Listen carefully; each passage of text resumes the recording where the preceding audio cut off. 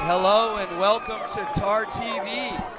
You got Alonzo Lamarque in the booth tonight with senior assistant correspondent Evan Norsoff, and we're waiting on Coach Oscar Costance to make his way up to the booth tonight.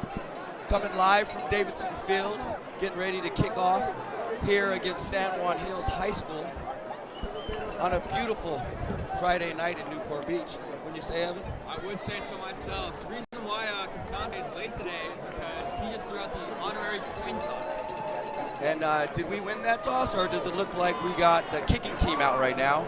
We got that four-star athlete, John Richardson, ready to put the boot to the pigskin and set us up with the touchback tonight.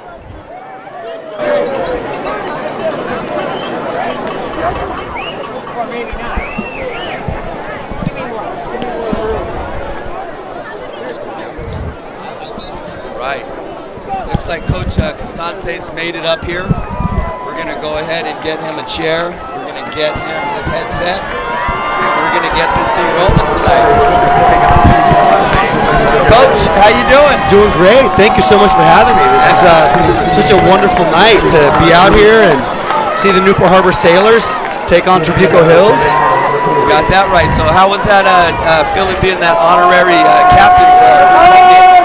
It was an amazing privilege, such a blessing. I was telling the boys as I was walking out there that I haven't had the privilege of walking out there for the coin flip since I was a player my senior year. Right. So when I was a captain, so bringing back some good memories and the wonderful nature of the Newport Harbor community and the TART football community as well. It's beautiful. It's beautiful. And you're still actively involved with the freshman squad as well, correct? I am defensive coordinator for the freshman football team.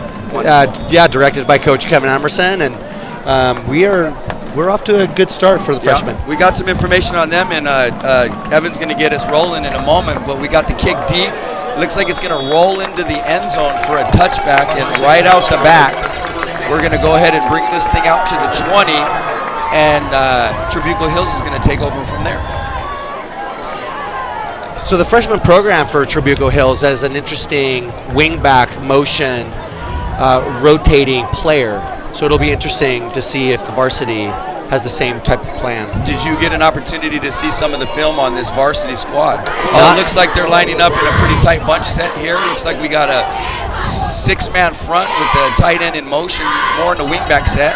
Offset to the back, he's going to take the handoff. He's going to be met in the hole by multiple sailors, and he's going to be taken down for a short gain. Yeah, it looks like maybe 2-yard gain. Pick up on the left side there of the offensive perspective.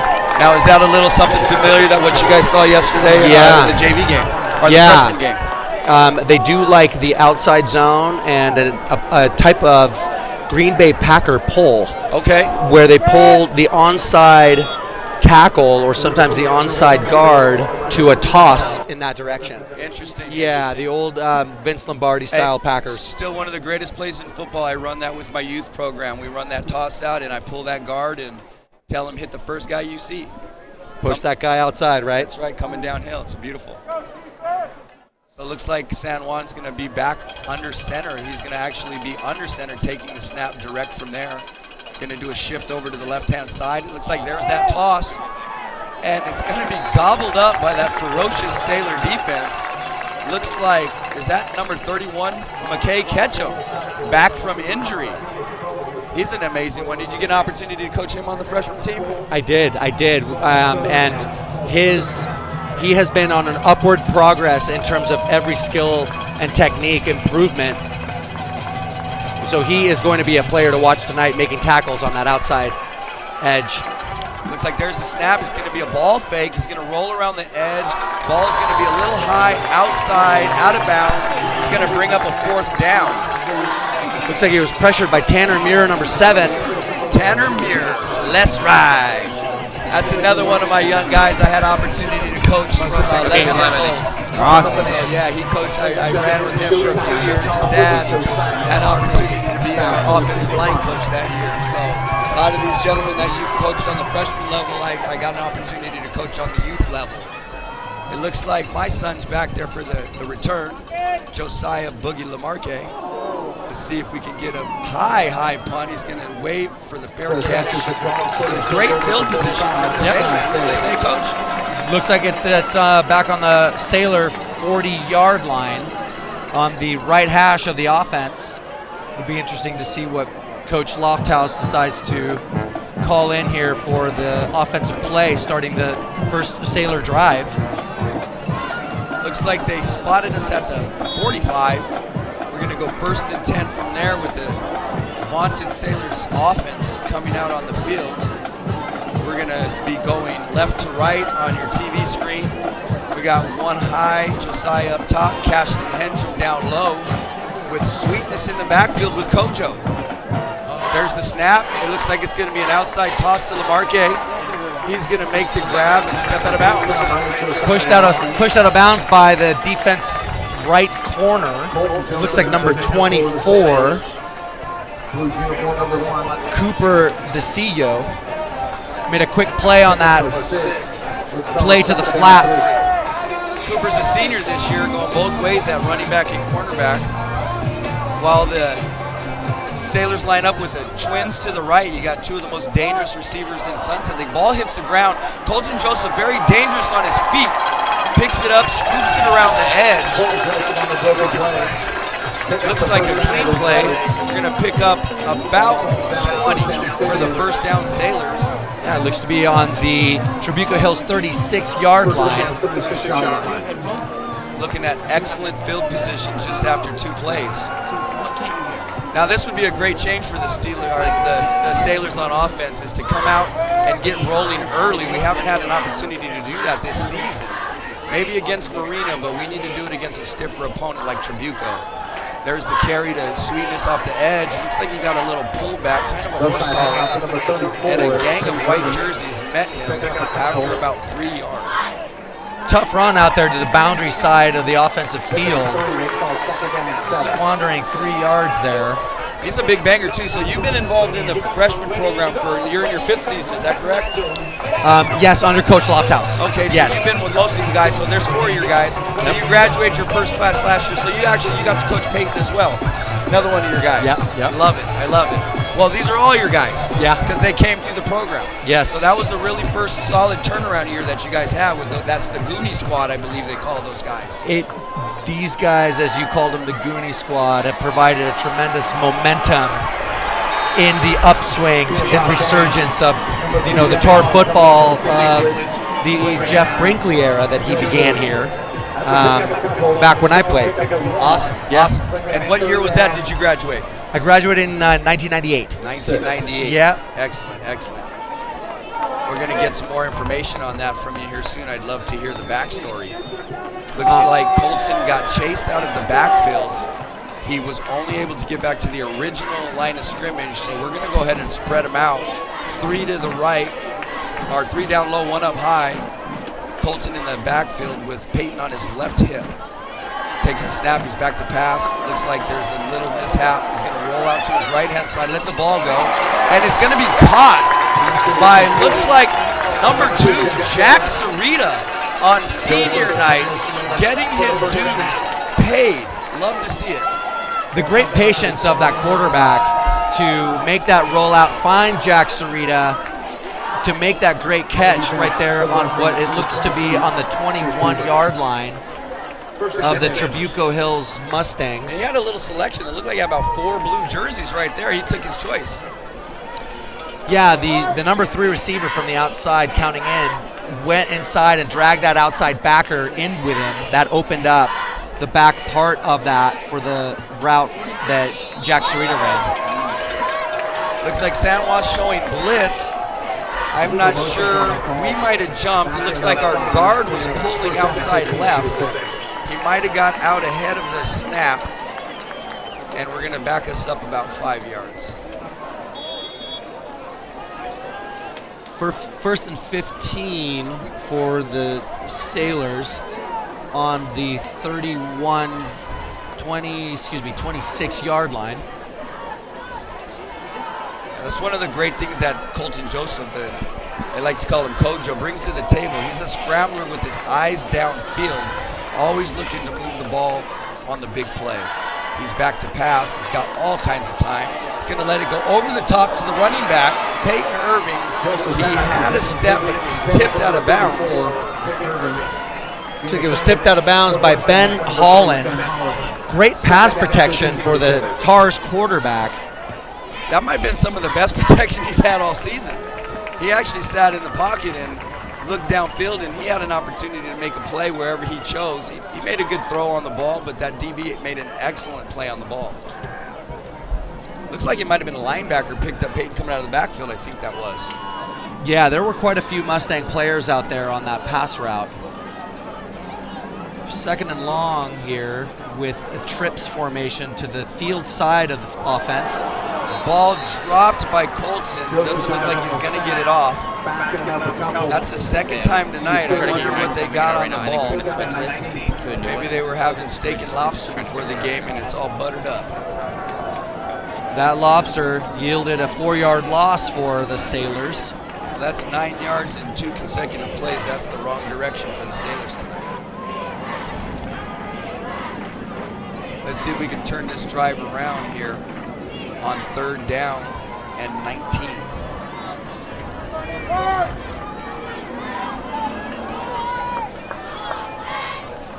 Third and long situation. They had the blitz up the middle. The pressure was strong. Colton Joseph forced the throw off his back foot. Caston Henjum unable to make the catch. Would have been short for the 1st down. Looks like we're going to bring out that punting team. Oh no, it looks like we're going to bring out big John Richardson, and we're going to make an attempt to kick a field goal here. This is a field goal with some yardage to it here. Well, he's been known to kick a few 55-yarders in practice, so this is well in his range as a 4-star, one of the top-ranked kickers in the state of California. This looks like a 41-yarder. The kick is a little too low. That trajectory looked a little odd. I wonder if it might have been tipped at the line. It may have been. He's wanted to get some pretty good loft on the ball, so it looks like something might have happened the way that ball came straight off his foot. Henjum ran a great comeback route to the outside on that last offensive play for the Sailors before their attempted field goal. The throw looked a little too far inside for him. Yes. And that defender definitely played a role in breaking that up as well. It gives you a good idea of why your quarterback wants to be set in the pocket. Colton being forced backwards on his heels. That ball's going to come out not always how you want. Looks like some type of a little toss shovel pass that did not work. And I believe that's number 71. Is that Jacob Jerzik? That's exactly who that was. That's Jacob Jerzik. Big young man, having a phenomenal season this year. Played great last week against Capital in the rain in that 3rd quarter where we were able to slow them down and take back control of that football game. The defensive back also did a great job coming across following that jet sweep. Looks like they're going to take a shot up the field. Good coverage by number 5. Billy Ridley, who's having a phenomenal season out there at Florida. He's already got 2 interceptions returned for a touchdown this year, and they're still going to try to test him. And that just looked like textbook coverage. He was right in the pocket of number 10, the wide receiver for Trabuco Hills, Derek Fischel, and broke up that pass at the perfect moment. Now the Trabuco Hills team is looking at 3rd and long. They got 2 wide up top. Looks like the quarterback's going to pull. Pressure from Tanner Muir. Ball is out right across the middle to number 84. It looks like Brock Dodson on the pickup. I did not see who made the tackle for the Sailors. That was McKay Ketchum. Good with the overhead view. Outstanding house announcer here at Davidson Field. And it looked like Tanner Muir got a little bit suckered a little too far inside from that fake, enabling that quarterback just the space he needed to get around him and find that player running across the middle for that. It looked like it was a 1st down. Looks like there's going to be a call against Trabuco. Looks like it's around the line of scrimmage, which could potentially be, is that only about a 5-yard? I did not get a chance to see the call motions from the referee. But it looks like 10 yards, so they're back 10. So I would assume that was a holding call, if we could be comfortable. When you say, Coach? That is the most likely penalty that took place in that play. Here's this shifty quarterback being grabbed by Jacob Carlone and met by Johnny Chess. Both of our outstanding defensive players. Johnny playing on senior night. Jacob getting an opportunity out here as a junior. He's actually a 3-year starter on this Sailor defense. He's one of those guys that skipped over the freshman squad and got to get out there on Friday nights right away. Josiah back for punt return. Let's see if they set up a return. We've been known to block everything. Looks like the block was on. Can he get a bounce? He's going to let it roll out. Number 6, Lucas Short, the missile on this closest side to the stands here on the home front, did a great job of beating that blocker to the inside. To just be right into the face of the receiver of that punt. Yeah, they pretty much put the craziest guy out there, wouldn't you say? The one that's going to dodge everybody and go put the hit on him. And absolutely, and the guy that can put a little shake and bake, and that the blocker wants to push him outside. His job is to get inside. And I think we're coming out in our own version of our pistol here. We got 2 backs left, 2 receivers down right. Colton with a rollout backside. He's going to drop the ball off to Daniel Remsen, and he's going to go ahead and pick up a strong 6 yards on the outside pass. And a good outside tackle by Cooper DeCillo. He's active tonight, Coach. Yeah, he made that point of contact and brought the running back down and the wide receiver, excuse me. Now the Sailors are looking at about 2nd and 5.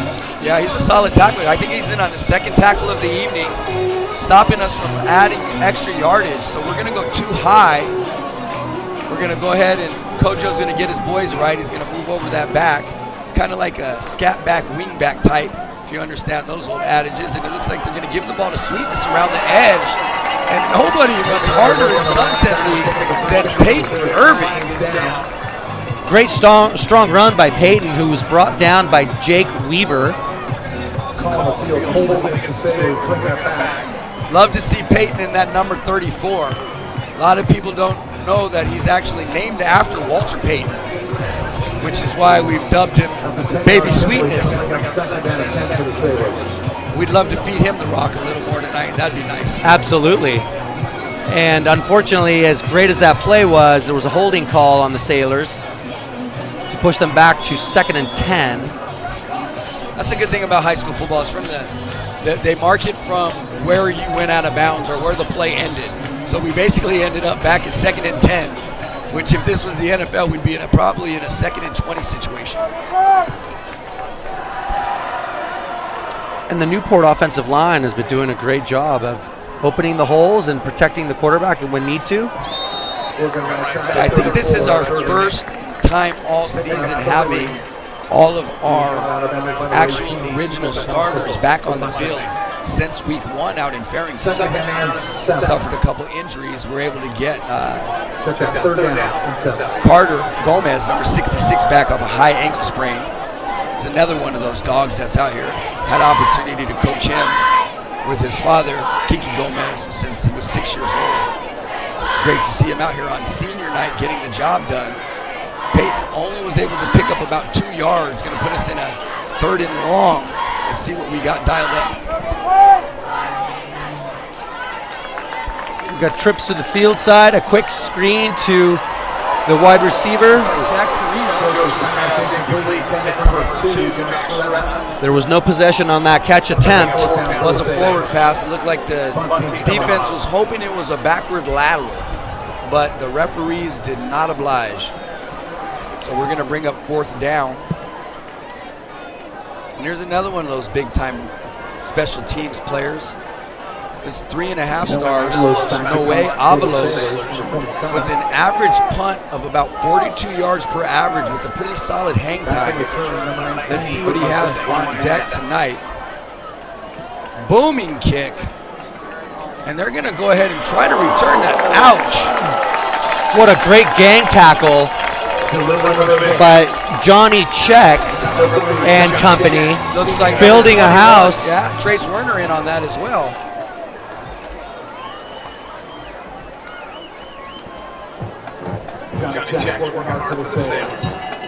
I think that's Dalton Kelcher wearing number 22 tonight. And his whites, I think he's wearing 19, but we'll have to double check that on the roster. Looks like it was Dalton number 22. Let me check his swag. He called me up earlier asking if I could get down here and spat him up. So if that guy spatted, that's probably Dalton. I didn't get a chance to get here in time because they had senior and I had him out there all early. So I'm usually their extra go-to tape guy.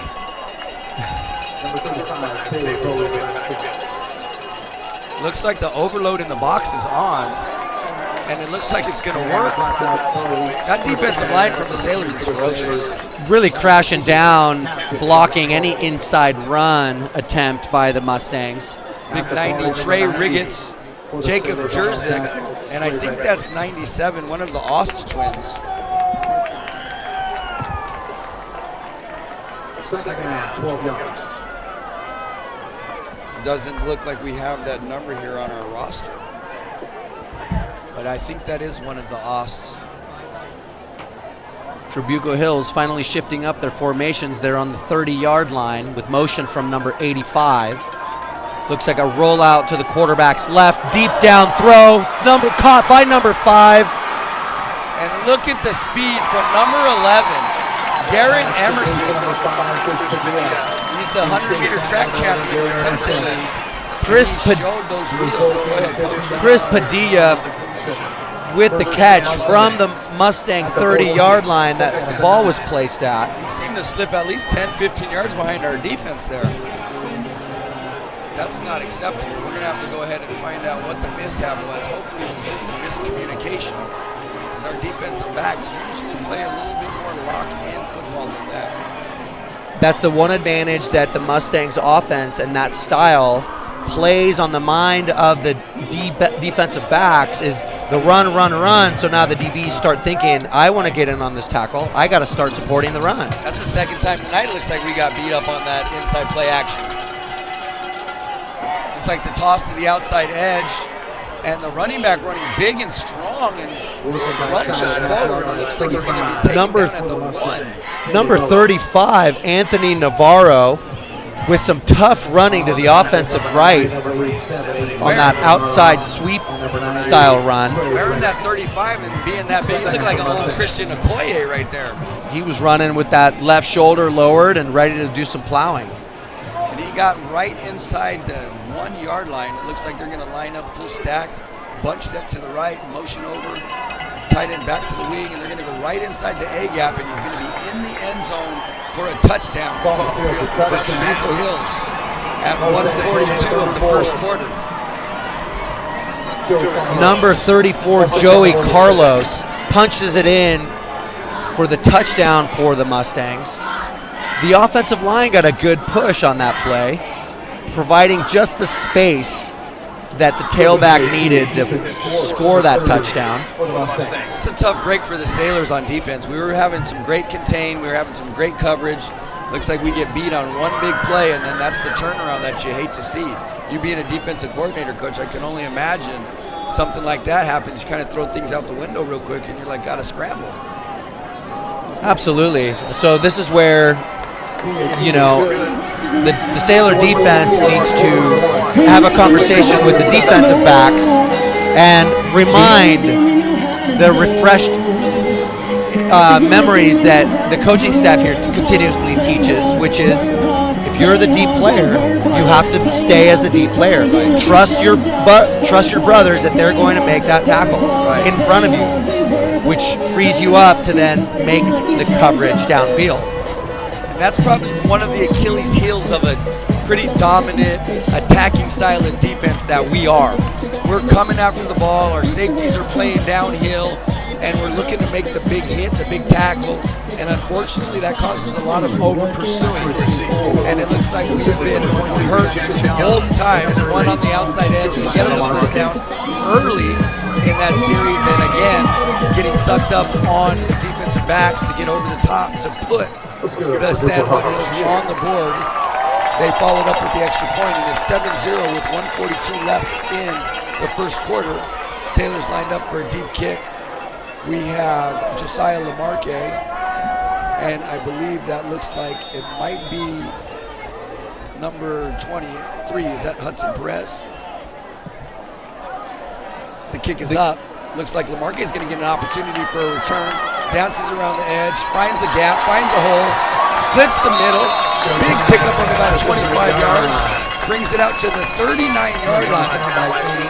Sailors are going to take over on offense. 1:35 left for Sailors. Going left to right on your screen. The kick by number 82, Dom McComas, is returned to near the 40-yard line.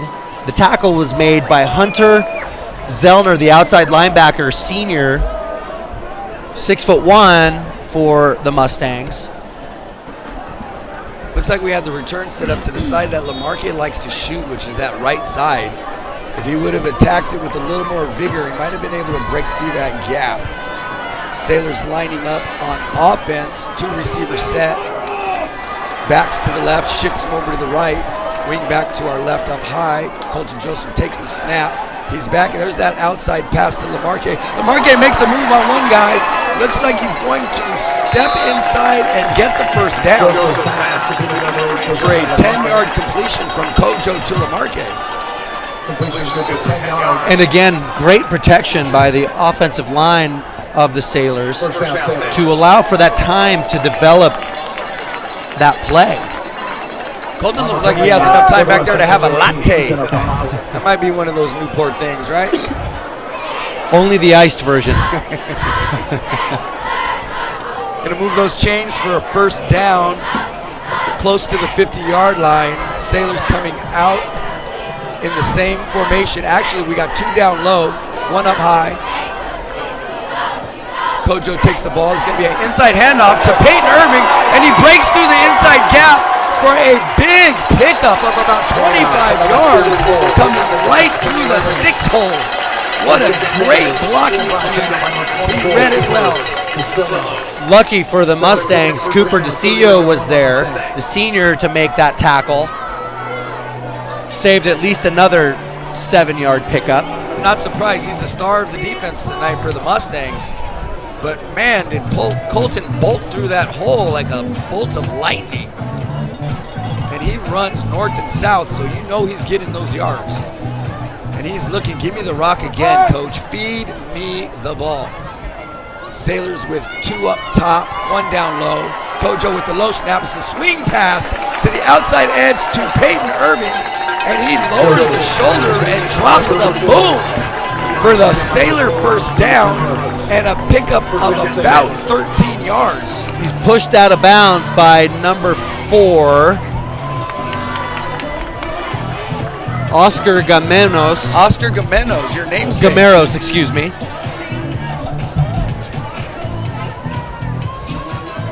And for the Sailors, the wingback, Daniel Renson, is doing a great job of blocking on the left-hand side of the offense for giving that quarterback that extra amount of time he needs to find that receiver that is open.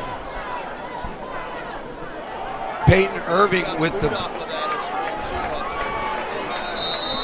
Peyton Irving looks like he's going to try to take it off the outside edge. The blocking broke down on the perimeter, and he is going to be taken down for a loss of 1 yard.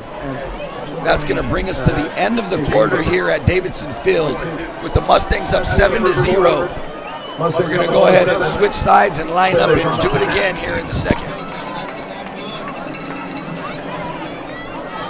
That tackle made by Jake Weaver, senior, outside linebacker, was instrumental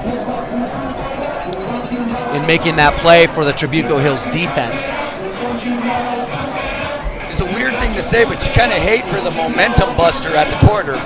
We were rolling down the field right now. Love to get out there and run another 1 or 2 plays.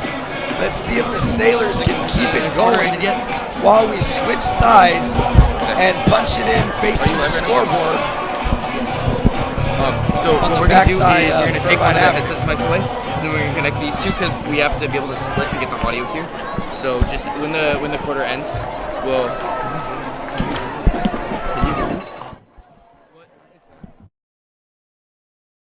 Remsen's a great young man. Had opportunity to work out with him in the offseason, do some training. Wide receiver at heart. Coaches actually approached him when we brought in the new offensive coordinator and mentioned to him that he could get on the field a lot more if he was willing to put on about 15 pounds, play a little wingback and tight end. So he dedicated himself to this training regimen with Coach Steele over at EBS Performance, packed on the pounds, and now he's packing on the yards and making some great blocks on the outside edge.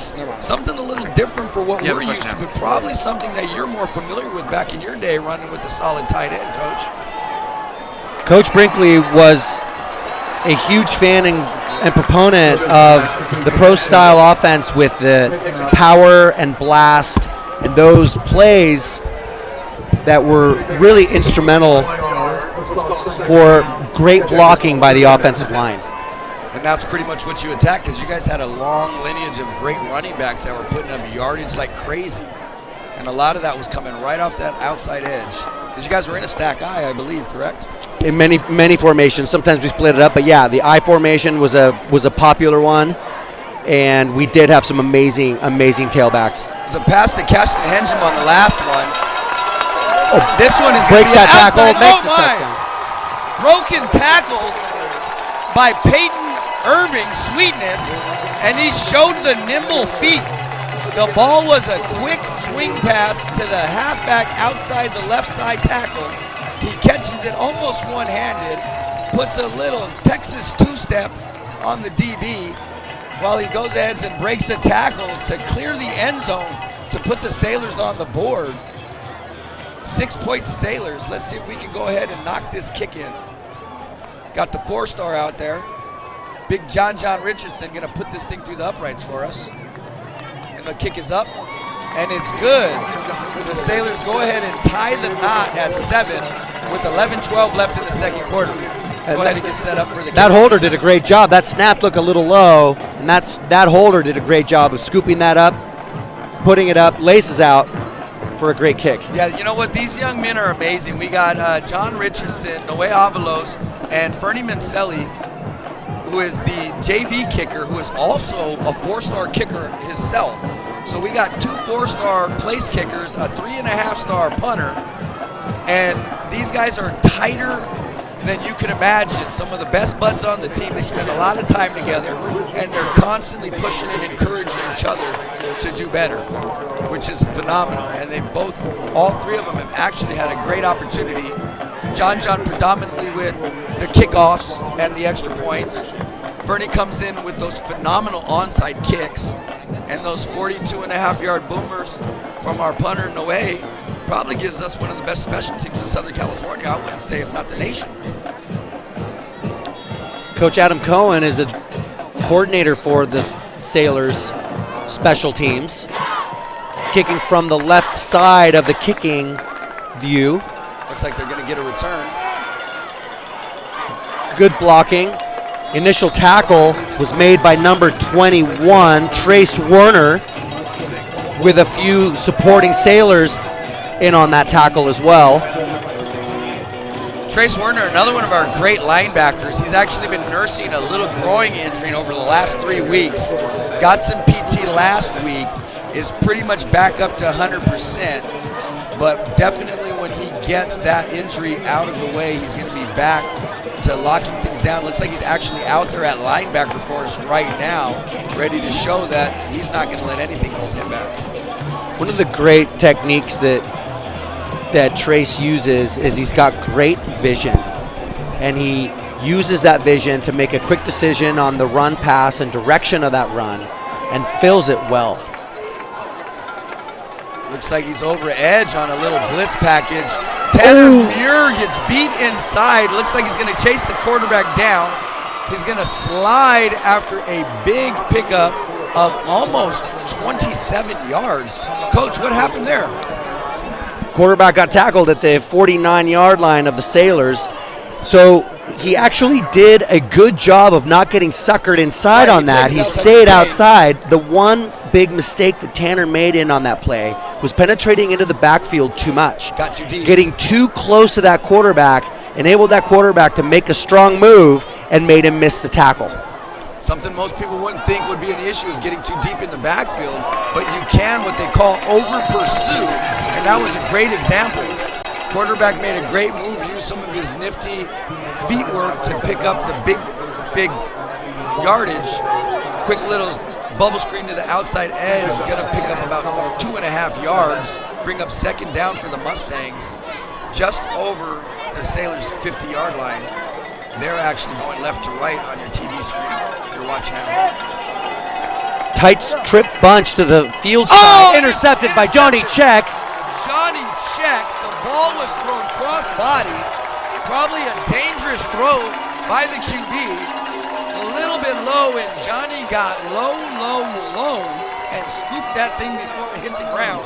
Interception, Sailors, first down, going the other way. He did a great job of sniffing that play because he had good amount of forward momentum coming right at that ball. Looks like that receiver kind of broke off his route, tried to get in the clear, caught the eye of the QB, but the QB was not in the proper body position to make that throw, and he's going to pay. About 4 wide, 2 down low, 2 up top. Ball's back, looks like it's a bubble screen to Lamarque with a great block, and he makes a move inside the perimeter, makes another guy miss, and he's gonna go ahead and pick up 7 yards. It was a big block outside by Jack Sarita to go ahead and spring Lamarque for the extra yardage, and we'll go ahead and we'll take those 7 and line up again. That was a great block by Jack, as you just mentioned. Did you hear that? And that put off a good percussive sound all the way up here to where we're sitting. And that was the difference between a 2-yard gain and that 7-yard gain that they ended up picking up. That's right. So just opposite sides, couldn't get the block for the Mustangs, turns into 2. And they come right back to the same play, and they're gonna go ahead and pick up the first down. Lamarque on the catch, gives the little point forward for the first down. A lot of people don't know, but one of the originators of that move was actually Michael Irving in the 90s with the Cowboys, and he actually was dubbed the nickname, all he does is catch first downs, and he started the signaling forward. So go check your footage on that and let me know if I'm correct. Definitely a huge playmaker of the 1990s All-Stars that were the Dallas Cowboys. 2 up high, 2 of the most dangerous, Cashton Henjum and Boogie Lamarque. Top of your screen, Kojo takes the snap, fakes the inside run play. He rolls outside. He's going deep. Makes the throw. The DB fell down. Looks like number 8 was unable to contain. Lucas Silva. Lucas Silva looks like he got beat on a double move. Cashton Henjum pushed him in, rolled back to the outside. Kojo saw it, let it go, and we picked up about 30 yards, first down, inside the Mustangs' 25-yard line, and I'm going to go ahead and just say we're touching base inside the red zone on first down. Cashton did a great job of adjusting his route angle to gain that separation from that defensive back. Even if he didn't fall down, it was still a great route ran by Cashton.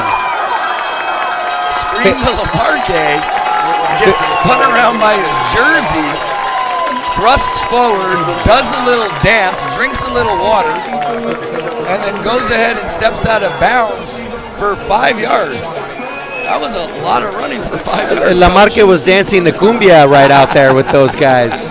There it is. Put in the shake and bake movements on them. He's got it.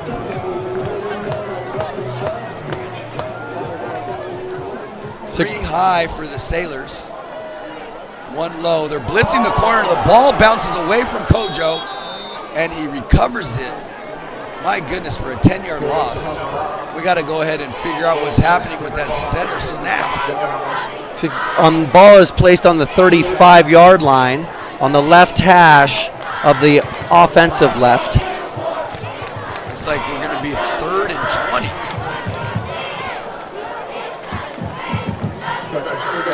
Wide receivers checking their wristbands. Spread offense. Josiah Lamarck and Jack Sarita down low. Daniel Remsen and Cashton Henjum up high. We've got Sweetness on the right hip of Kojo. Switch over, switch back. Checks the sideline.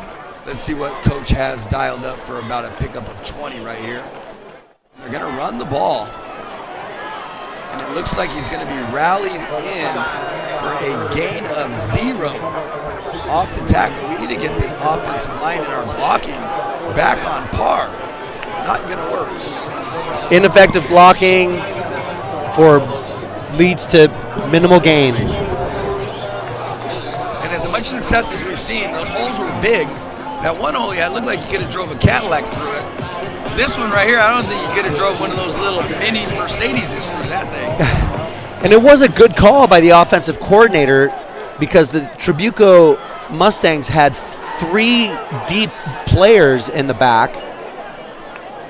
Looks like we went for the pooch, did not get the bounce, and Trabuco's going to take over at the 25-yard line.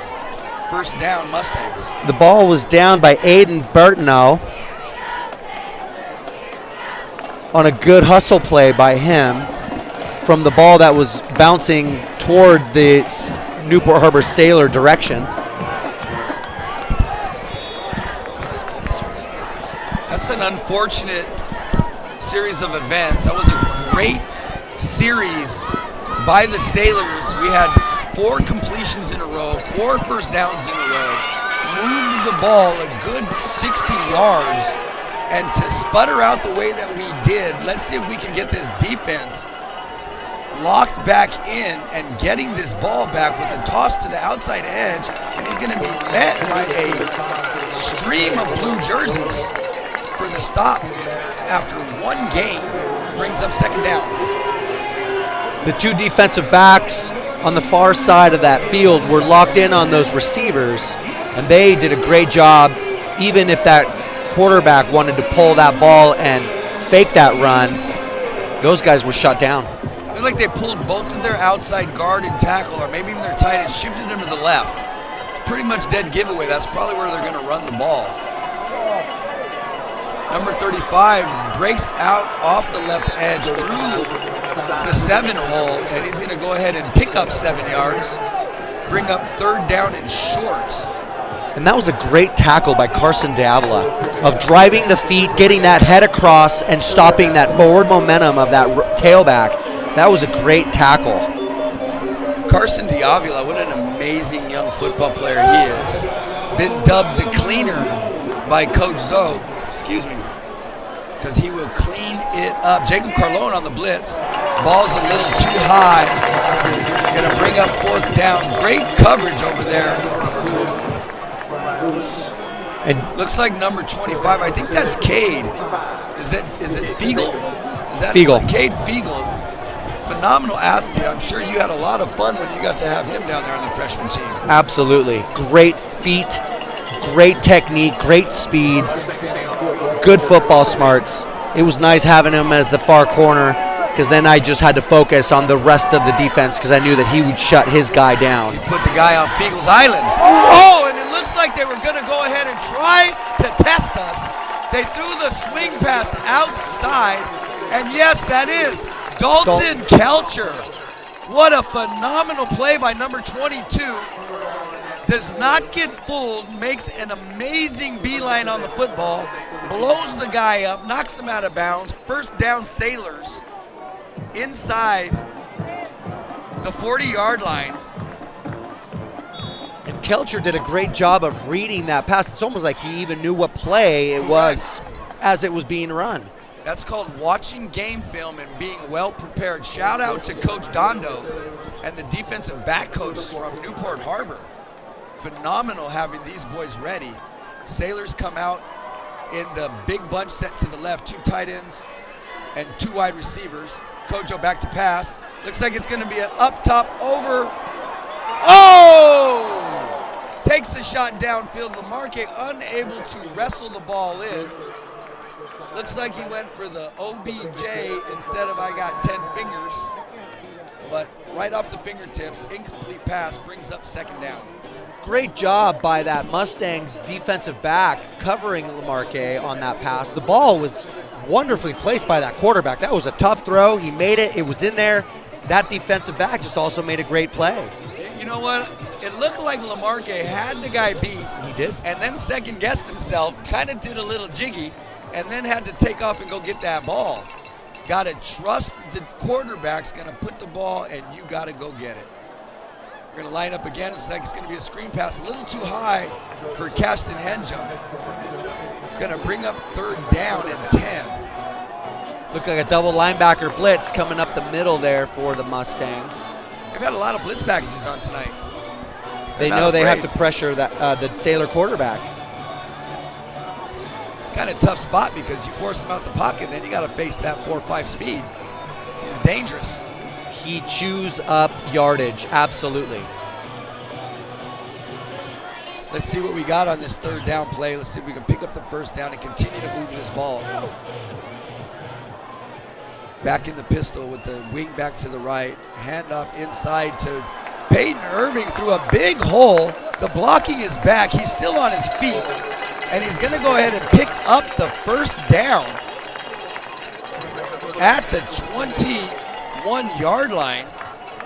First down Sailors with 4:55 left in the second quarter. It took 4 Trabuco Hills Mustangs to make that tackle. You know, you did mention earlier that Peyton was named after Walter Payton. That's correct. And one of the great things that I just saw that made me think of Walter Payton is that even upon that first contact, he keeps his legs churning and running. Right. And that is a huge difference maker in the energy that you exude on that field of battle as well. Keep the inertia rolling. They're going to go ahead and give it to him again. And he makes an outstanding move with the spin move. Leaning forward, always going north and south. And he picks up 9 heavily strong yards off the left edge. He actually made a great move. Got someone diving at his feet, spun around, fell forward, and was able to pick up 9. Tackle was made by senior Jake Weaver, number 22. Jake's seeing a little bit more action. He's been on some plays tonight.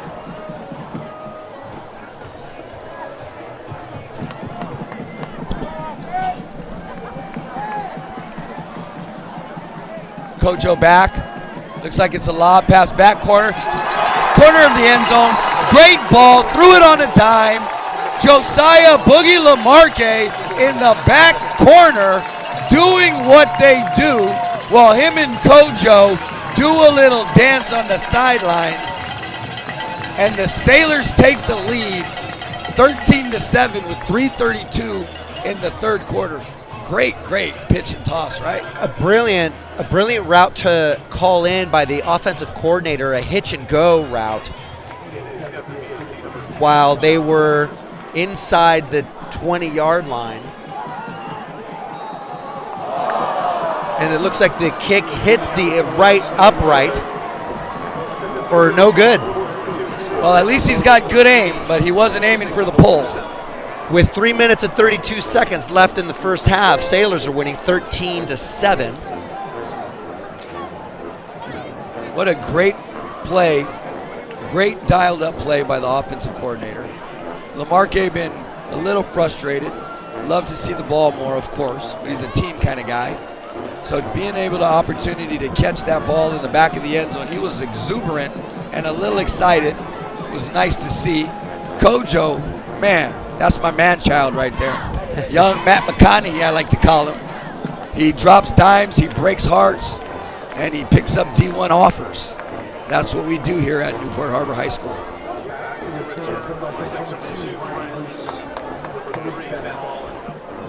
The exuberance of Lamarque comes from his understanding that it is tough to run routes against these Trabuco Hills Mustang corners. Deep kickoff was returnable, 30-yard gain Looks like that was number 2, Coach. And number 31, Jackson Brennan, assisted in on that tackle. Ball is being placed on the 32-yard line. So it was Ryan Lance on the return. Who was on the tackle, Coach? What number was that?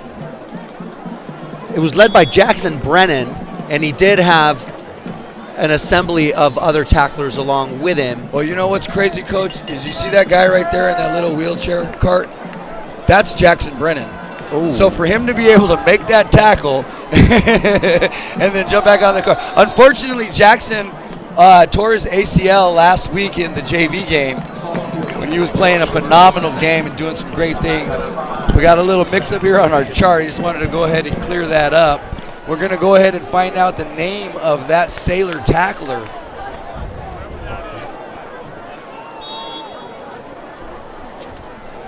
He came to support. Nice. Looks like my nephew Legend made it into the building tonight.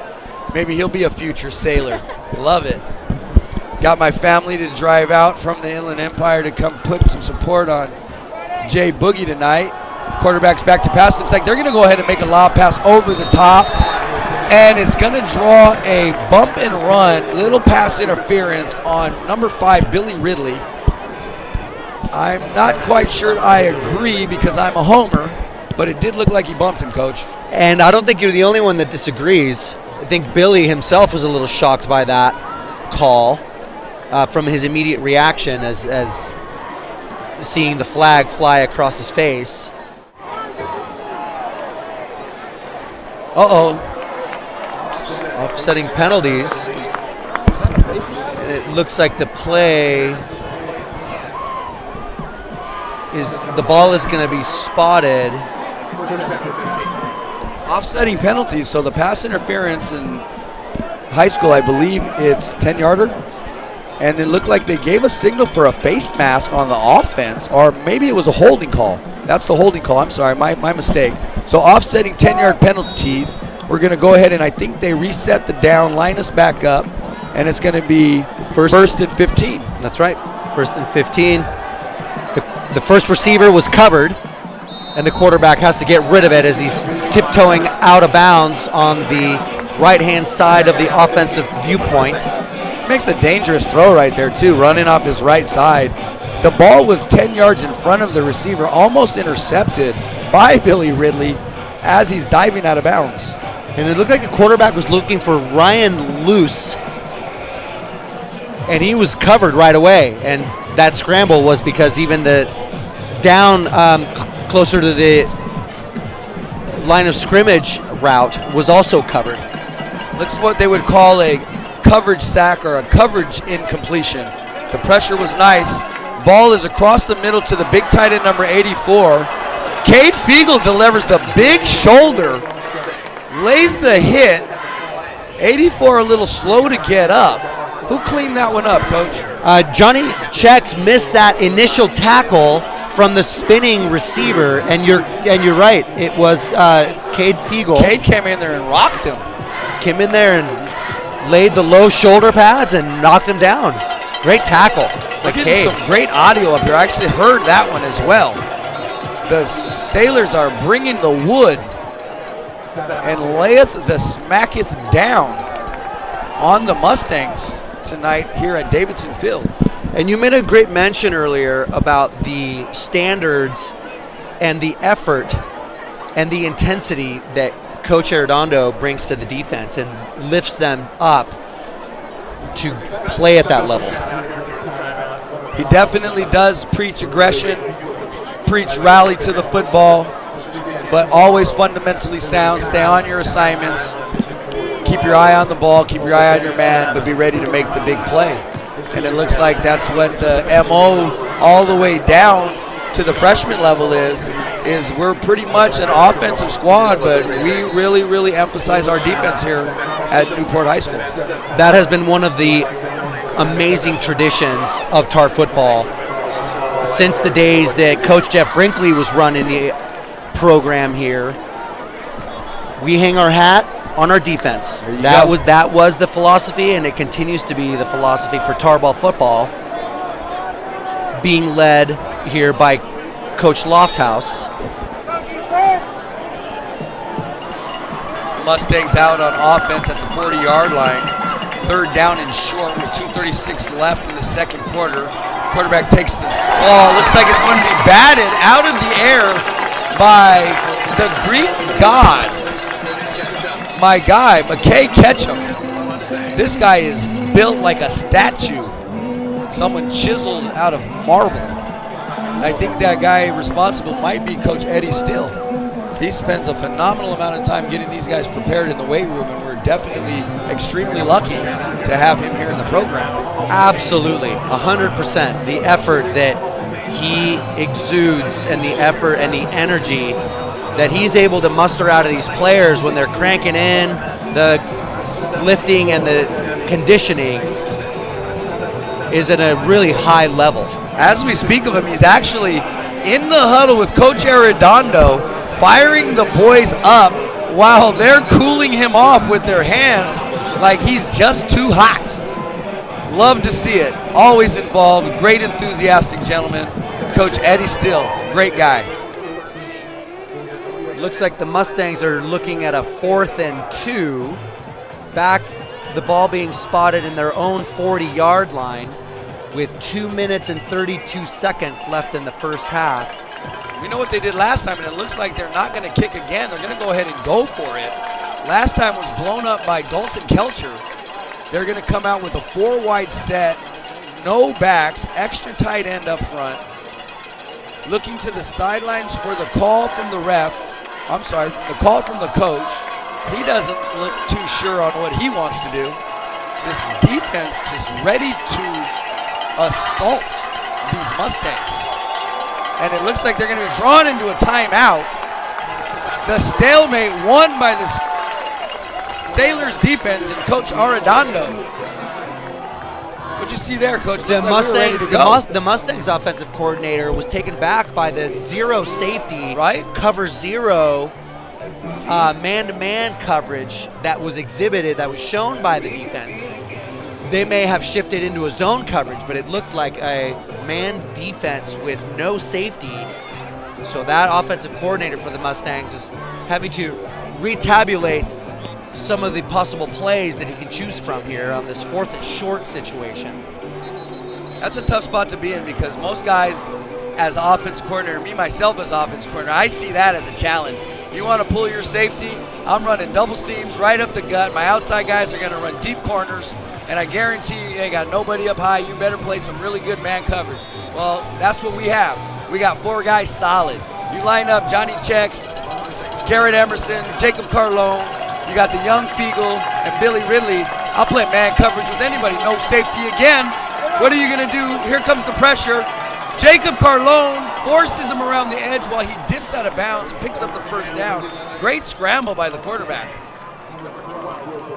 And it looked like the receiver that Johnny Checks had to cover actually got behind him on that coverage.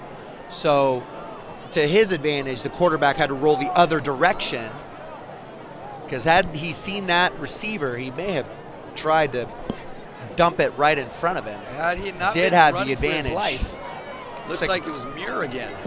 Looks like a trip set to the right of the Trabuco Hills offense. They're sending number 21, the tight end, down the field for a long pass. Through his hands, incomplete. Looks like Jacob Carlone on the coverage. Luckily, he's 6'3" and long. That ball got behind him, but he was able to make a play on the ball, bringing up 2nd down with 2:16 left in the second quarter. And it looks like both offenses have been sputtering out a little bit when they both came out quite strong. Defense has dominated the majority of this football game. Doesn't look like the offenses can put together what it is they really want to do. Wouldn't you say that defense has been winning tonight, Coach? And Carlone did a great job with his eyes of not looking back at the ball until he got that perfect position. Looks like a deep throw to number 6. Caught on that crossing route. It looked like the tackle was made by Johnny Checks at the 12-yard line of the Sailors for a deep play by the Trabuco Hills Mustangs. Tough spot, but actually that's one of my favorite plays. It's called the bubble switch.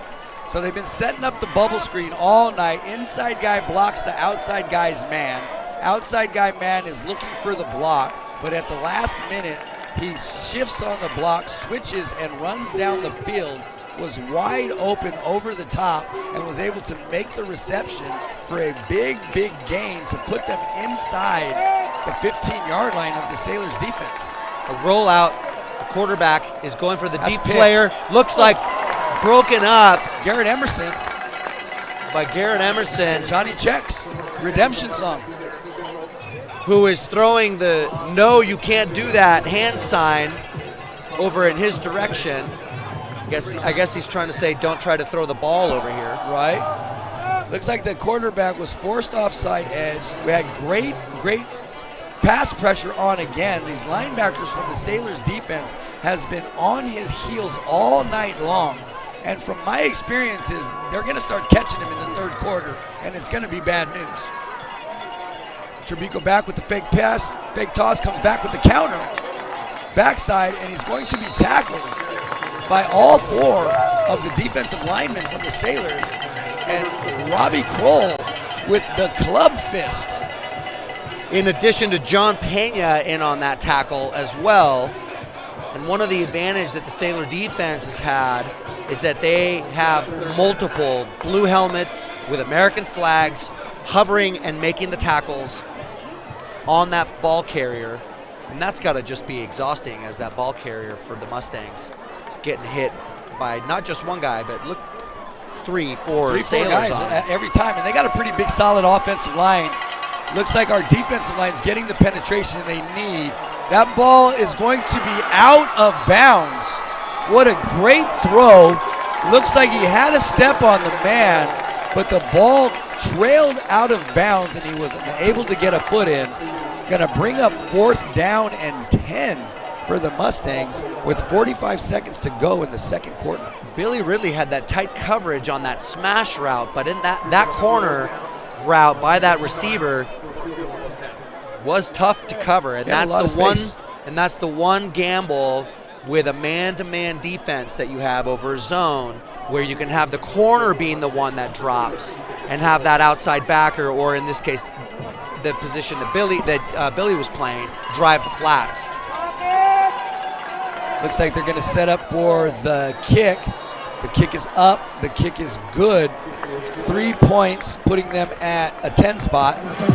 13-10 Sailors with 45 seconds left in the second quarter here at Davidson's Field on this beautiful, beautiful Friday night. I don't ever think I've ever seen the city from this view, Coach. It's pretty gorgeous. It is absolutely amazing, and the vibes tonight are so positive and great. The home side of the stadium is completely packed. Look at that student section. Jam-packed from bottom to top. I hope Prep Zone is taking a look at how amazing our student section is tonight. Shout out to those guys for getting it ready. Absolutely. I don't think they've sat down for 1 second during this entire first half. They're all standing at attention. Love it. As the Sailor cheerleaders put on a show, great to be at home here. Great first home game of the season.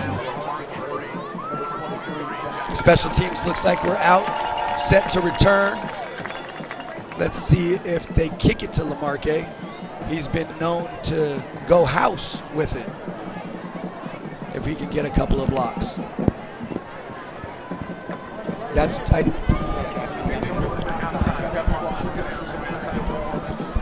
Looks like he's back there with Jackson Young, one of our running backs. Great young gentleman. His father shoots photography, gets them great shots for these boys to put all over their social media feeds. Shout out to the Young family. Yeah, Jackson had to endure a tough injury last season. It's an onside kick, bounces off number 9 of Trabuco. It looked like it hit him in the helmet. It hit him right on top of the helmet. Looks like Riley Pinvidic got hit with the ball for an illegal infraction by the kicking team. Didn't look like it was going to go 10, but we'll go ahead, and I think they were offsides as well. How does Coach Lofthouse want to take that? Can we take the ball right there? That's interesting. I'm not sure if within the high school rules, if that is a penalty where you can have it re-kicked or have the option of taking it where the penalty was. Because they had 2 penalties on one play. One was an offsides, one was an illegal touch. And it looks like they're going to set him up to re-kick.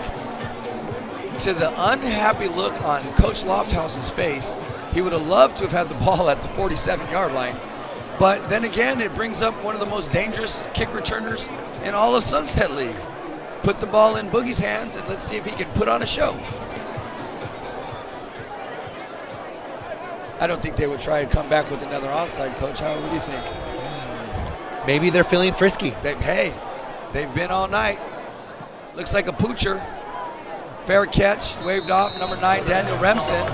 That's okay, looks like a little switch of about 15 yards. We'll go ahead and line up at our 40. And I trust the arm of Colton Joseph. I think he's gonna go ahead and throw some missiles, and we're gonna try to take the top off and get a score before we go into halftime, if I know Coach Lofthouse. Oh, you know those players are looking at Coach Lofthouse and looking at the Sailor coaches. Let us punch it in. We want to take this ball, and we want to punch this ball into the end zone. And we punch it in from 60, not from 6. Looks like we're going to spread offense, running back to the left. They're going to fake the bubble screen. He's going to go with our own switch, and he hits him high. No flag. It looked like helmet to helmet, but they're not going to throw the flag. Got to protect the players. It was a tough catch for Jack Sarita, a little high, went through his hands. And definitely that physical contact. We ran our own little version of the bubble switch there. To no avail. They had actually double coverage. They're running 2 high safeties, and they're shading both of our receivers. So they're running 3-on-1, which means to tell me they are actually somewhat scared of getting beat by these amazing wide receivers and the Sailors. The Trabuco Hills Mustangs looks like they're running a quarter deep defensive unit, which explains why that 5-yard route into the flats was wide open. Pushed out of bounds to save time for the Sailors with 32 seconds left. 3rd and 5 for the Sailors. That's when you would be as a defensive coordinator, where I'm going to go ahead and I'm going to protect the back thirds. We're going to give them everything underneath short. That is that gamble as the defensive coordinator making the calls, where you want to protect the deep threats, but you have to inevitably, unfortunately, sacrifice the underneath routes. Flag gets thrown at the end of that play after Daniel Remsen hits the turf. Looks like they ran double C's out of the spread. Colton Joseph threw the ball. Looked like he was going for Remsen, I'm sorry, and he might have been tugged. Flag came out, and they're gonna wave it off. It looks like it's 3rd down. It brings up 4th so and 6. Right, so that would be an incomplete pass. Complete the 3rd down, brings up 4th, and it looks like we're going to bring out Noe to put the boom on the pigskin again. With 27 seconds left in this first half, when Trabuco Hills receives this ball, they're going to have some time to run some offensive plays here. So it looks like Coach Arredondo is going to have to close out this half for the Sailors defensively,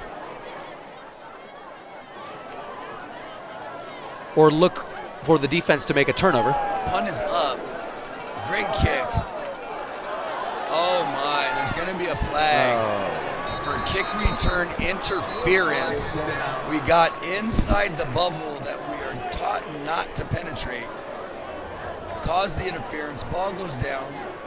I'm not sure if that's a 5 or a 10, but it's still going to be good defensive field position for the Sailors, somewhere inside the 30, with about 70 yards to go in 18 seconds. And Trabuco really hasn't had too much success down the field without the play action. So as long as we know we're not biting on play action this late, we might be able to cover downfield and get the ball. So because of the penalty that Ryan Miranda was trying to fair catch that ball and that illegal touching of that receiver, apparently that seemed like that's what the call was.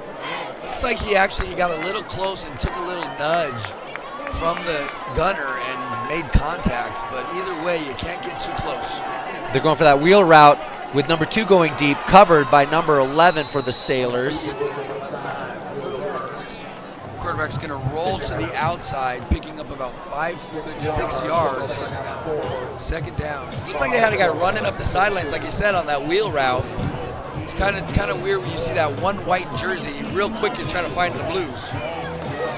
Looks like we have one over the top, one underneath. Quarterback was unable to make the throw. Decided to tuck and run and picked up 5. We're going to go ahead and come back out in the spread. Empty backfield, tight end to your right. Quarterback's going to take the snap, take a 3-step drop, roll to his right. The pressure is on. He's going to be grabbed by Jacob Carlone and tackled in the backfield by a swarm of Sailors defenders led by number 33 Robbie Kroll and touchdown Trey Riggins to end the half with the quarterback sack. And that's going to give the Sailors a huge emotional boost coming in after halftime with a 13-10 lead. That was a great defensive play on all fronts. The pressure on that quarterback forced him to roll out. That continued pressure as he was rolling.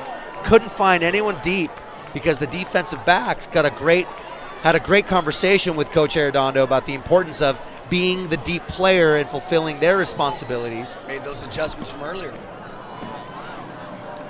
Excellent. So we're going to go ahead and go to half. 13-10 Sailors here on this beautiful Friday night.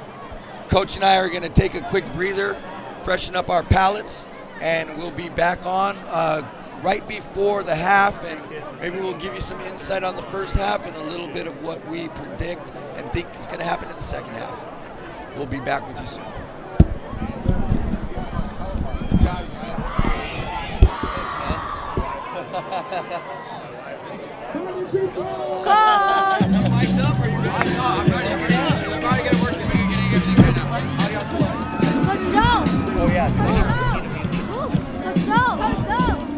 Let's go. Where's Maya? Where's Maya? I'll find him right now.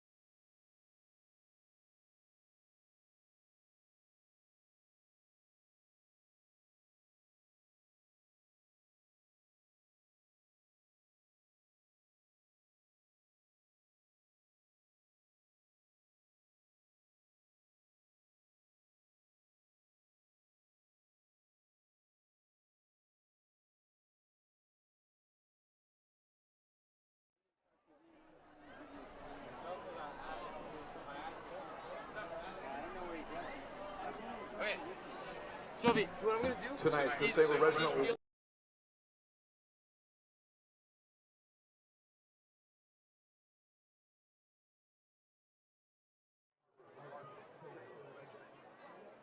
We used to play football by the post, the series. Like stop a little bit for online.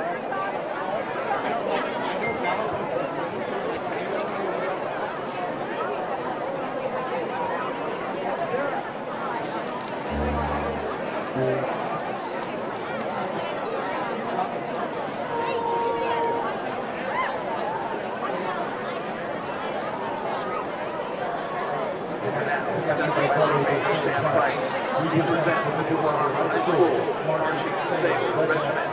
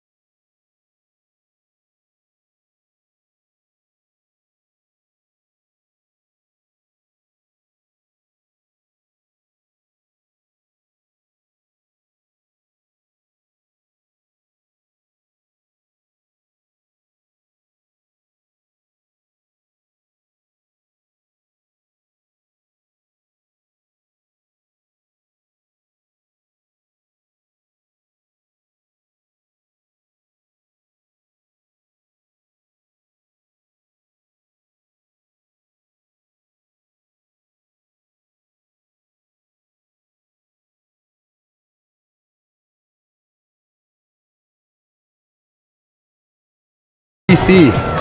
For the freshman team? Yeah. Okay. No shit. Oops. Hey, are we hot? We're live? Perfect. Are you guys can hear everything? Okay, perfect. Looks like we're back from the half. Little Sailor Nation, we took the kick. Sorry for the delay, we had to get the mic set up. Lamarque on the return, and he went out of bounds at the 24-yard line here on TarTV tonight. And with us, joining us for the second half is Evan Norsoff, senior here at Newport Harbor High School. Evan, tell us something about yourself, brother.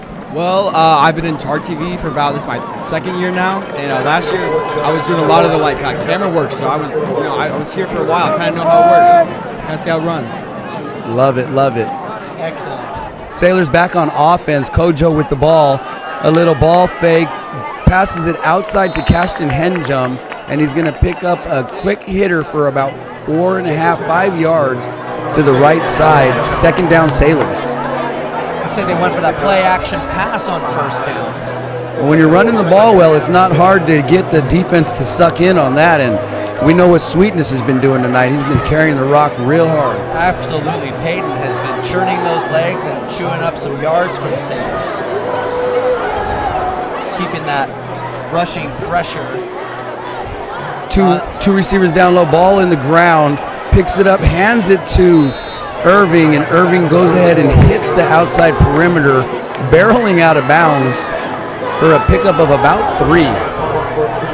Actually, it looks like he's going to just get back to the original line of scrimmage. Looks like Jake Weaver makes that tackle once again. Bringing up 3rd and 5 for the Sailors. Yeah, it looks like they actually gave him 2 yards after the spot. They did. Check that.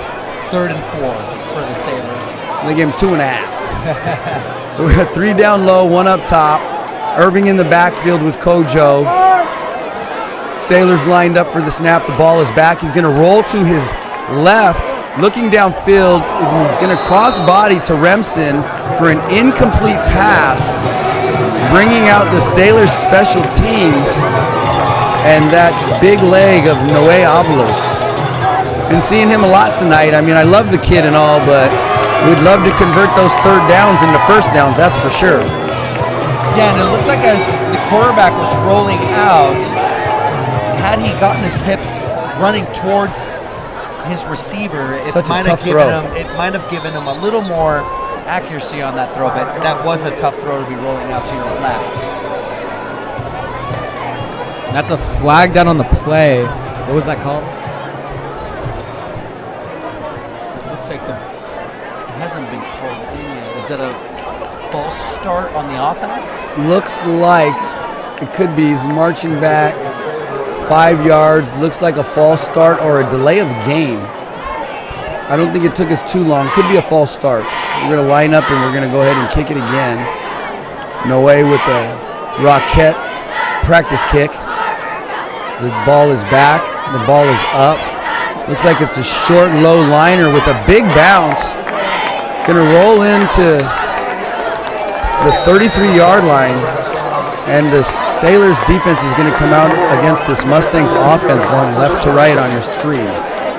Looks like as that punt hit the turf, it rolled in favor of the Sailors, pushing the Trabuco Hills Mustangs farther back into their own territory. That's definitely the bounce that we want. But let's see if the defense can continue with that strong performance they had to end the second quarter going into the half, as a couple of our maniacs student sections running down with the NHHS flags, getting the crowd fired up. Jacob signaling to the DBs. Robbie lined up, ready to attack. Ball screen goes out, and it looks like that's no call. He was mauled on the block. Looked like he was tackled. Garrett Emerson by number 2. Tackled out of bounds at the 13. A crowd of Sailors, a crowd of Mustangs, and a flag goes up. Out of bounds. Number 5, Chris Padilla, was coming out of out of bounds area near the Mustang sideline. And yeah, that questionable on Garrett Emerson looked a little suspicious. Looked like he got, he's not the type to get blocked. And not fall forward as if he was blocked in his back. And it looks like the penalty's against the Sailors. This is going to be an unsportsmanlike conduct, 15-yard penalty against the Sailors. They're going to go ahead and march us over the 50 into Mustang territory.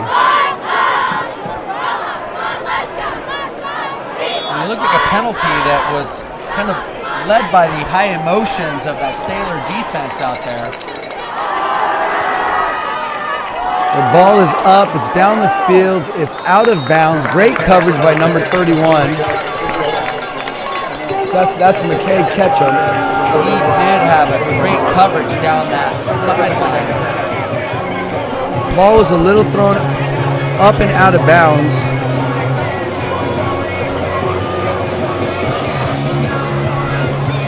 Second down at the 40. Take a trips formation to the right-hand side of the offense. And they have that crossing route with number 5 going deep. Flag on the play. Quarterback rolls out, tackled at right around the 30-yard line. Looks like he hit us with a pump fake, draw the defense, and he still was able to roll. William Burns of the Trabuco Hills Mustangs running to the right-hand side of that sideline of the offense. It looked like a holding call.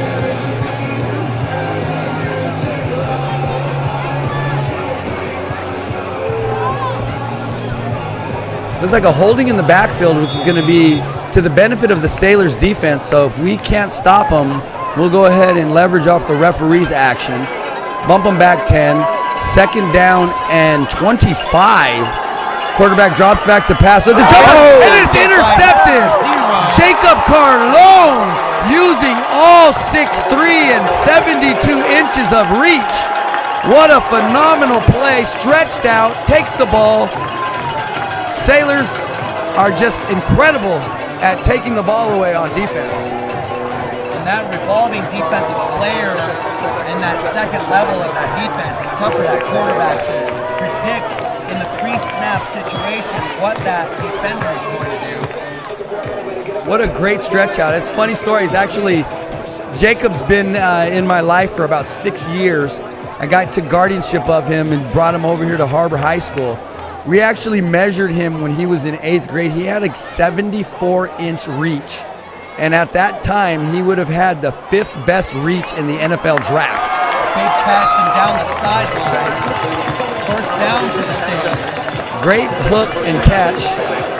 He throws that ball on the line. Keston makes a great catch. And he actually stretches that thing up the field for the first down. He's elusive. He's very hard to bring down. And he is a double threat player. From a cornerback perspective, he's got the fast legs and he's got great hands. He is a very powerful offensive force. He's got great size too. He's coming in at about 6'1 3/4, 200 pounds. Was just finally recognized by 24/7 Sports and given his 3 stars. I believe he's more of a 4-star type of an athlete, and he shows us why with a great catch, a great move, and he picks up a hard-fought 9 yards after the completion from Koja. Runs back a couple of yards to gain some ground and distance from that defensive tackler and just shook him loose.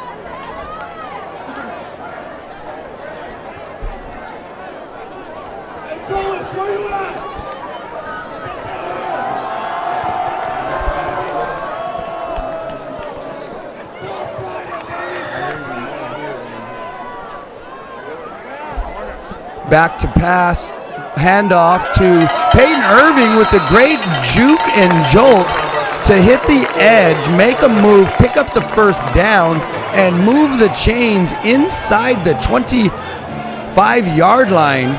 First down, Sailors. pushed out of bounds by Oscar Gameros. A senior pushed him right out of bounds there at the Sailors sidelines.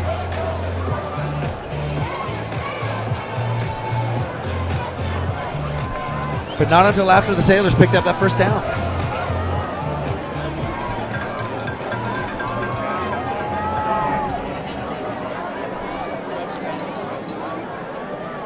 Sailors back to pass, ball's up high, Cashton Henjum in position with the catch, and they're gonna say he floats out of bounds. Number 6 jumping up like he did something, but the ball trailed out of bounds. It's gonna be incomplete. What a great throw, what a great catch. Great route, great throw, to your point, absolutely. Unfortunately, the field was just not wide enough. Well, we do have 2 of the top programs in Southern California. We got my guy, Evan, with the stat line on the rankings. We're going to go ahead and get into these rankings here in a moment to give you an idea of how good this San Juan Hills 3-0 is and this Newport Harbor 3-1 football team is, while they rustle up the gentleman, number 34, Sweetness, right around the edge. He's going to pick up 4 yards. So, Evan, why don't you fill us in a little bit on this San Juan Hills football team and catch us up on some of their state rankings? San Juan Hills right now is ranking at number 149 in the state and number 80 in the southern section. Excellent, and they're sitting on a 3-0 record. How's that been looking for them? Pretty good ahead into the start of the season, especially brings that mojo in to really help them keep going with the success. I'm very curious to see how this is gonna carry out come the late season time. And they've had some pretty good solid performances as well for Trabuco Hills. I'm sorry. What is some of the scores that they've been putting up this year in that 3-0 run they have? Well, great catch by Cashton Henjum across the middle. Got the Trabuco Hills pointing like it's incomplete, but it looked pretty solid. The referees do not look like they are going to conference actually at the 2-yard line. I think Trabuco was thinking that there was a fumble recovered by the Trabuco Hills defense. Got it. Well, it looks like we're going to mark the first down. Complete catch, about 22 yards on the completion. Actually, I'm sorry, about 18 yards on the completion from Kojo on the hard post to Cashton Henjum for the first down at the 2-yard line. Looking good. Looks like the ball is placed right in the middle of the field, with the Sailors only showing 1 receiver and a tight box that looks like it's a run type of offensive set. Trabuco's got it loaded. We're double tight, double wing. Ball back up, backside corner to Henjum. They took a shot, unsuccessful. It's going to go ahead and bring up second down. Now, Evan, so the defense for Trabuco Hills has been pretty solid. Why don't you run off those scores for us and give us an idea how they've been performing? Well, within 3 games, they have scored almost around to 135 points.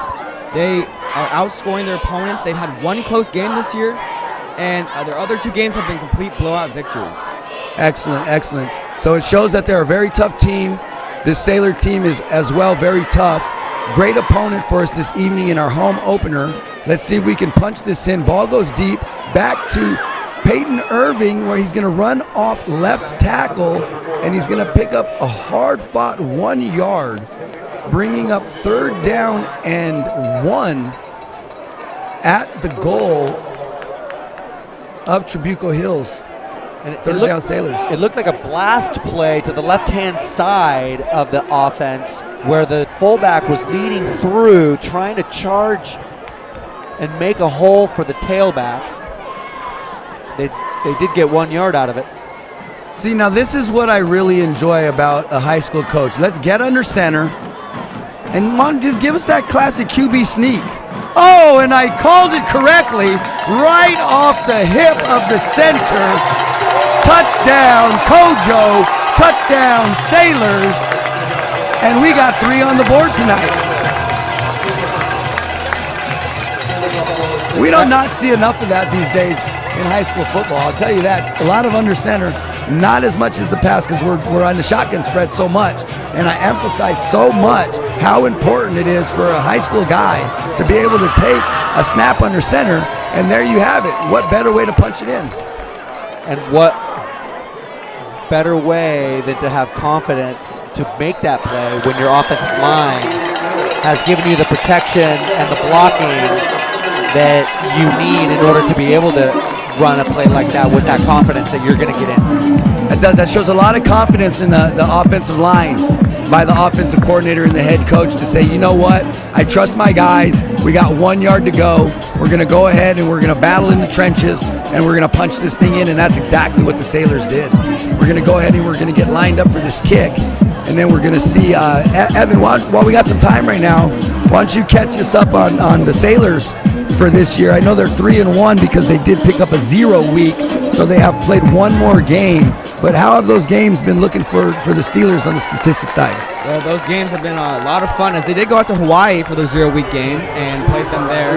That looked to be I believe, 28-5 victory. And then from the rest of the season, it goes a continuous pattern of the opponents are scoring less and less every time, as the Steelers are now picking up more and more runs. There we go. That's what we want to hear. That's a solid Sailor defense, which has been turning over the ball a tremendous amount. We have been averaging a minimum of 3 turnovers per game in all 4 games that we've played.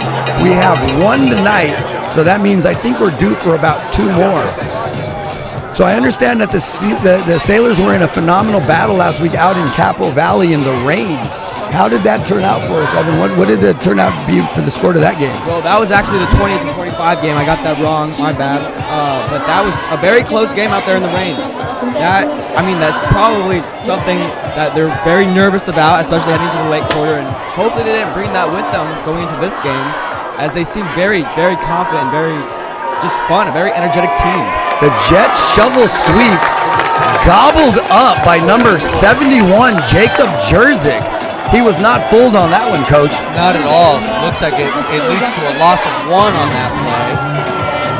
Bringing up at 2nd and 11 for the Mustangs. Looks like they're going to go with the no huddle. 6:32 to go in the 3rd quarter.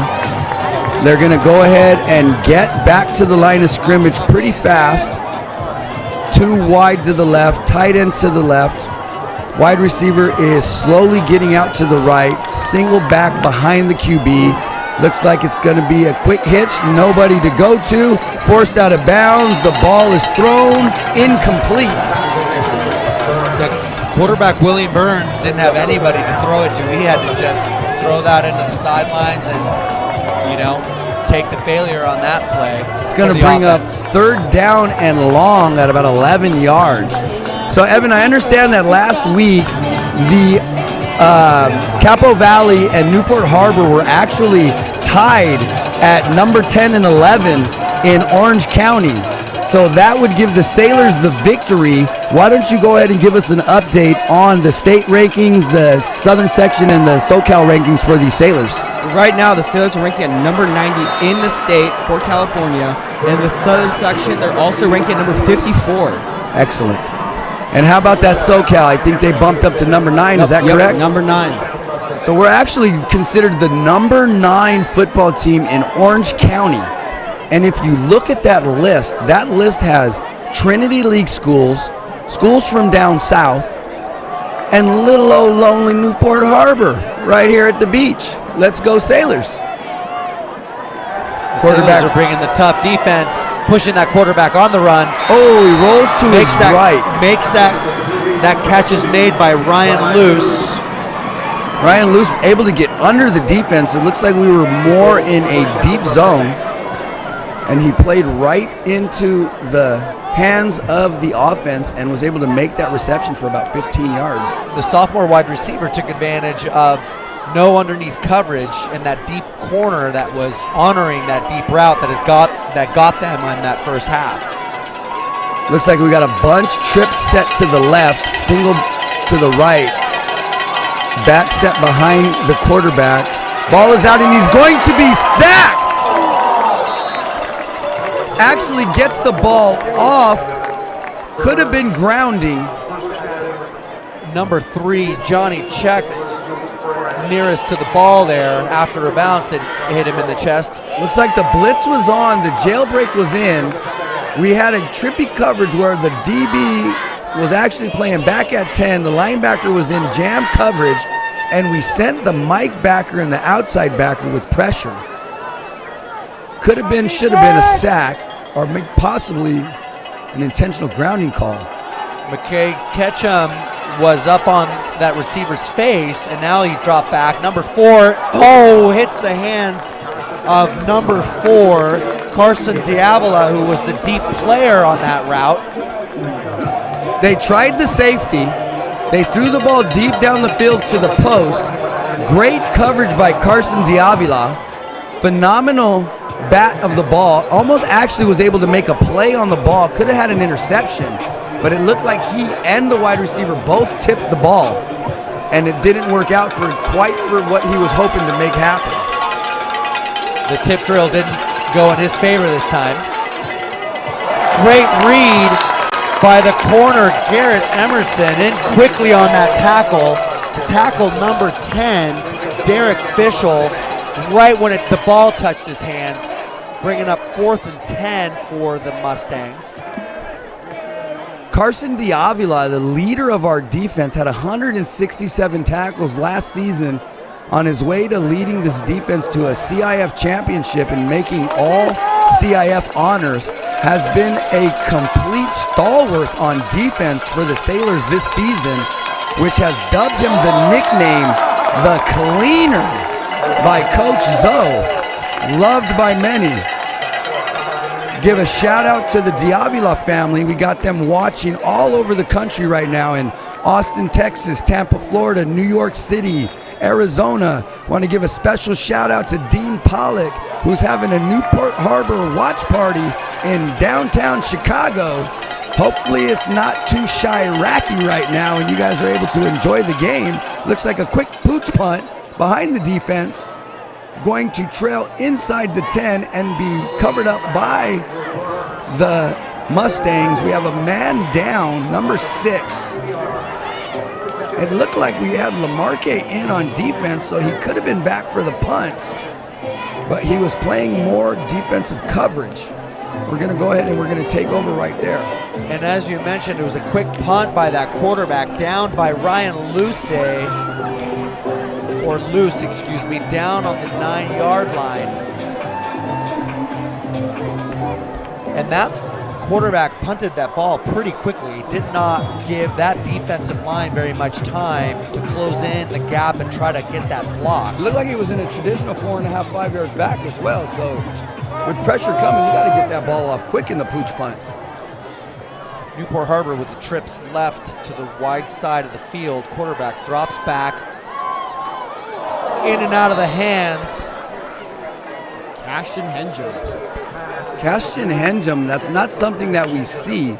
He was out all week with a stomach flu, trying to come in and have a Jordan 98 type flu game. Let's see what he's got in the tank for the rest of this one. Couldn't quite haul that one in. Coming across the middle, it's a tough catch. It was a tough catch, and he was wide open. Those linebackers really kind of spread out to try to cover all the other receivers with the efficient routes they were running. Ball gets handed off to the Newport Harbor tailback, who runs towards the short side of the field. That looks like Jackson Young on the cover, on the carry, getting his first touch of the night. Picks up 4 yards. Looks like the Sailors have a 3rd and 6. So Evan, you've been involved in the TAR program here with TarTV for the last 2 years. You said you've done some film, you've done some work with the cameras, you worked some audio. So what is it your future endeavors look like? Are you interested in getting into the broadcasting booth? That is definitely something I've been interested in for a while. I've always wanted to, I definitely really want a future in splatter. Jack Sarita on the long toss, gonna pick up about 45 yards on the seam route. Big toss, nice touch by Kojo to the senior JC, Jack Sarita. Now, I've known JC since maybe first grade. Wow. And he's always been someone who's very loved football, always been someone during the recess and lunches, playing those pickup games out there on the field. And he just always had a big love for the game. And he was always tall, so he was always one of the first picks. And he's always adored and loved by everyone. He's always such a great player. That's an amazing story. I love to hear stuff like that. Thank you, Evan. And he was pushing hard after that tackle. It took 2 Mustangs to bring him down. And there's the bruiser. Sweetness off the edge, left side. A quick 9 brings up 2nd and short, and the Sailors are rolling at the 37-yard line with 3:46 in the second. I'm sorry, with 3:46 in the third quarter here at Davidson. They're feeling that momentum push. So now they're trying to take advantage of that and get this ball snapped quickly and keep that defense on their heels. So, Evan, were you a Newport Elementary guy? Yes, I went to Newport Heights Elementary School. That's where I met Garrett Emerson, Jack Sarita, Tommy Robinson, a lot of these players that are on this list. Beautiful. I love it. Love to hear it, man. Josiah Lamarque with that catch. Looked like he stepped out of bounds to stop the clock at 3 minutes and 19 seconds in the third quarter. Did they give him, it looks like they gave him enough yardage for the first down. After he picked up the first down for the Sailors.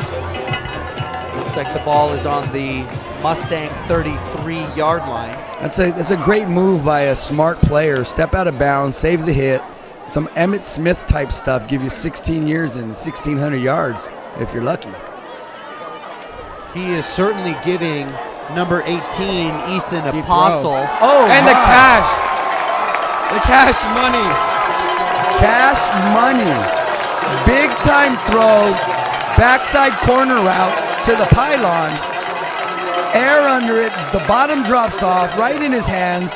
He's catching it while sliding his toes out of bounds for a pickup of about 30 yards. Going to bring us inside the 5-yard line. Spot the ball at the 4, 1st and goal Sailors. It looked like the exact same route that was thrown out of bounds when he made that great catch down that same sideline. You're right, Coach. He had enough field this time to make that same catch. Yes. But this time he was inbounds. Looks like he played the man more inside. And there's a quick slant to Lamarque. And he hits him with the jiggy boogie. Touchdown Sailors. The ref gives him the warning.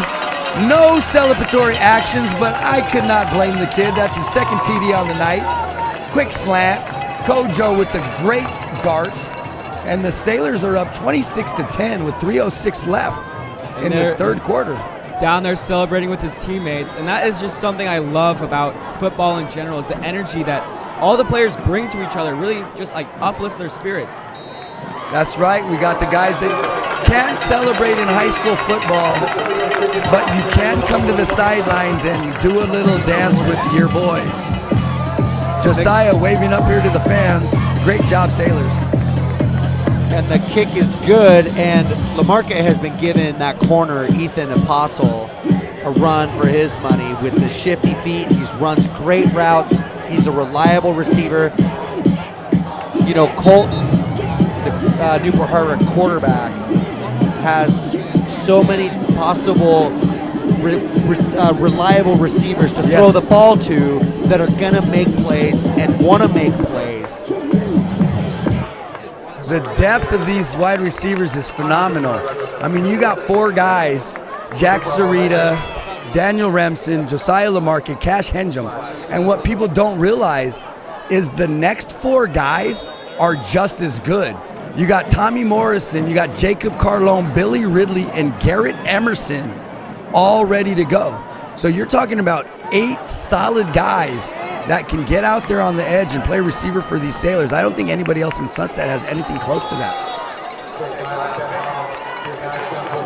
And Daniel Remsen was the first one down there, but unfortunately he ran past the ball carrier, and that doesn't really help the coverage team.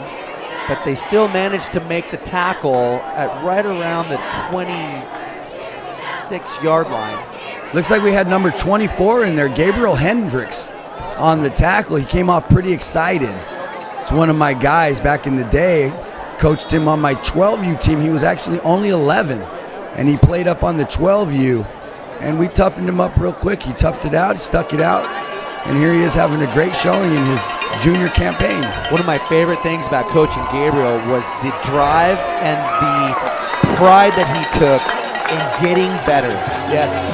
He would come out to the field every day, day in and day out, with that look in his face. Coach, I'm going to get better today. Yes. And that is a beautiful player to coach because you can depend on him. Very true statement. Gabriel Hendricks, one of the hardest working young men I've ever had the opportunity to coach, and coach, you're 100% correct. The look in this guy's eye is just straight determination. I will do anything and everything I need to do to get better, and his career has definitely showed that here as a Sailor. Gonna fake the handoff inside. He's gonna be forced around the edge. Great play by Tanner Muir. Ball goes up, ball is out. It's gonna be incomplete pass at the 50. Great coverage by the cleaner, Carson Diavila. Gonna bring up 3rd down and 10 for the Mustangs. And it looked like Billy Ridley was also in on great coverage on that play. Really preventing that Mustangs offense from chewing up those yards that they want with those fake runs and then the deep throws. It's great to see that Sailors handling a scrambling quarterback. We had some fits in week 0 out in Farrington. Their quarterback was very elusive, very scrambling, and made some good plays downfield. Looks like we made the adjustments. The screen is on. The ball is up. And the ball is batted down by Garrett Emerson, number 11, with the great blanket coverage. Looks like he is nursing his left arm a little bit. It looks like he does. Hopefully it's just a stinger. We know he has had some trouble with that bone up there. I don't want to bring it into the forefront, but hopefully it's just a stinger. His elbow was moving. He made a great play. Let's hope he's okay. Totally. Because the Sailor defense really relies on him to cover those receivers with such great speed that he has, and he was able to make up the ground on that and to make a great play. Punt is up. The punt is unreturnable. Very difficult when you got 3 guys barreling down on you. Fair catch there on the 36-yard line. Quick coverage, as you pointed out. Quick coverage by that punt team of the Mustangs. So Evan, you were an ensign guy too, I would assume. Oh yeah, because that's the natural progression, right? Yep. Went from all around this area. All the schools are in this little tiny area, and it's kind of been nice just kind of to be in the same area for my whole life. I haven't really had to go out of my way and go, drive a few miles or take the bus to school because I also live close. Right. So I've always grown up with these people. I've been around them outside of school my whole life. I've met most of these people in my classes. And for the most part, they all have this energy about them, and they're such great people on the field and off the field. Excellent. That's a great comment to make because I'd assume so. You more being involved in some of the technical sides of the sport, these guys being athletes, but yet you guys can co-mingle in the classroom just like pals. Love that camaraderie and that type of energy here on campus at Newport Harbor High School. So the ball gets pushed back to the 25-yard line of the Sailors after a penalty. Looks like number 22 of the Mustangs, Jake Weaver, hits the Newport Harbor Sailor receiver too early and is called for a pass interference. The flag was thrown there near the 30-yard line.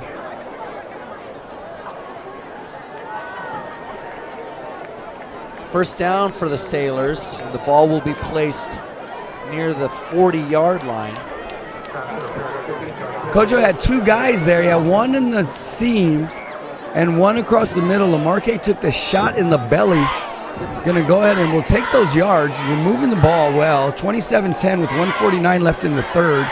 Kojo back in the, looks like we're back in that pistol set. Ball's gonna go to Jackson Young. He's gonna use his speed around the edge. Hits the corner. A late flag comes in. It's gonna wipe that out. Maybe one of those receivers on the backside block, number 2 or number 8 on the hold. And it looked like Jack Sarita had a great block on that outside linebacker of the Mustangs that really provided plenty of room for Jackson to make it through there.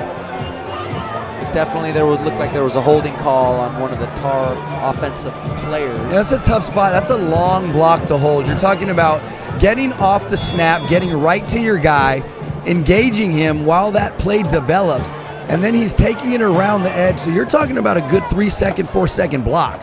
It's hard to not hold the guy and keep those feet moving to look like a legitimate block.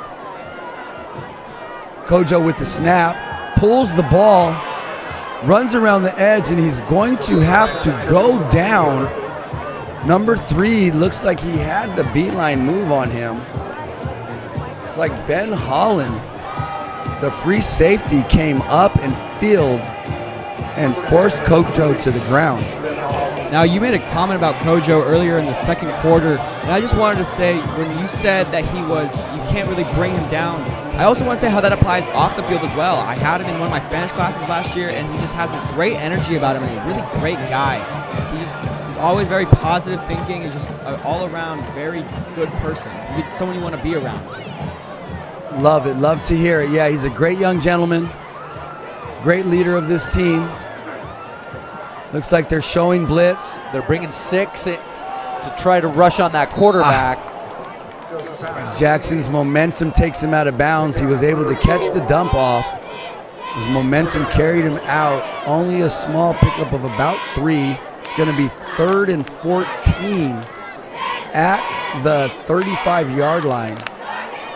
In the previous 2 plays, the offensive pressure of the Sailors on the Mustang defense really made that defensive coordinator start to go down with a 3-man down front, 6 at the middle level and 2 deep. And now they're making the shift to rushing 5, and now they have 3 deep. Trips left. Swing pass to number 2, Jack Sarita on the reception. It looks like Jack Sarita gets tackled at, looks like the 43-yard line, 42-yard line, excuse me. Looks like they had 2 outs and an in set up. The 2 outs went. The in was Josiah. He stumbled and eventually broke open. Had he kept his feet, it could have been a big play.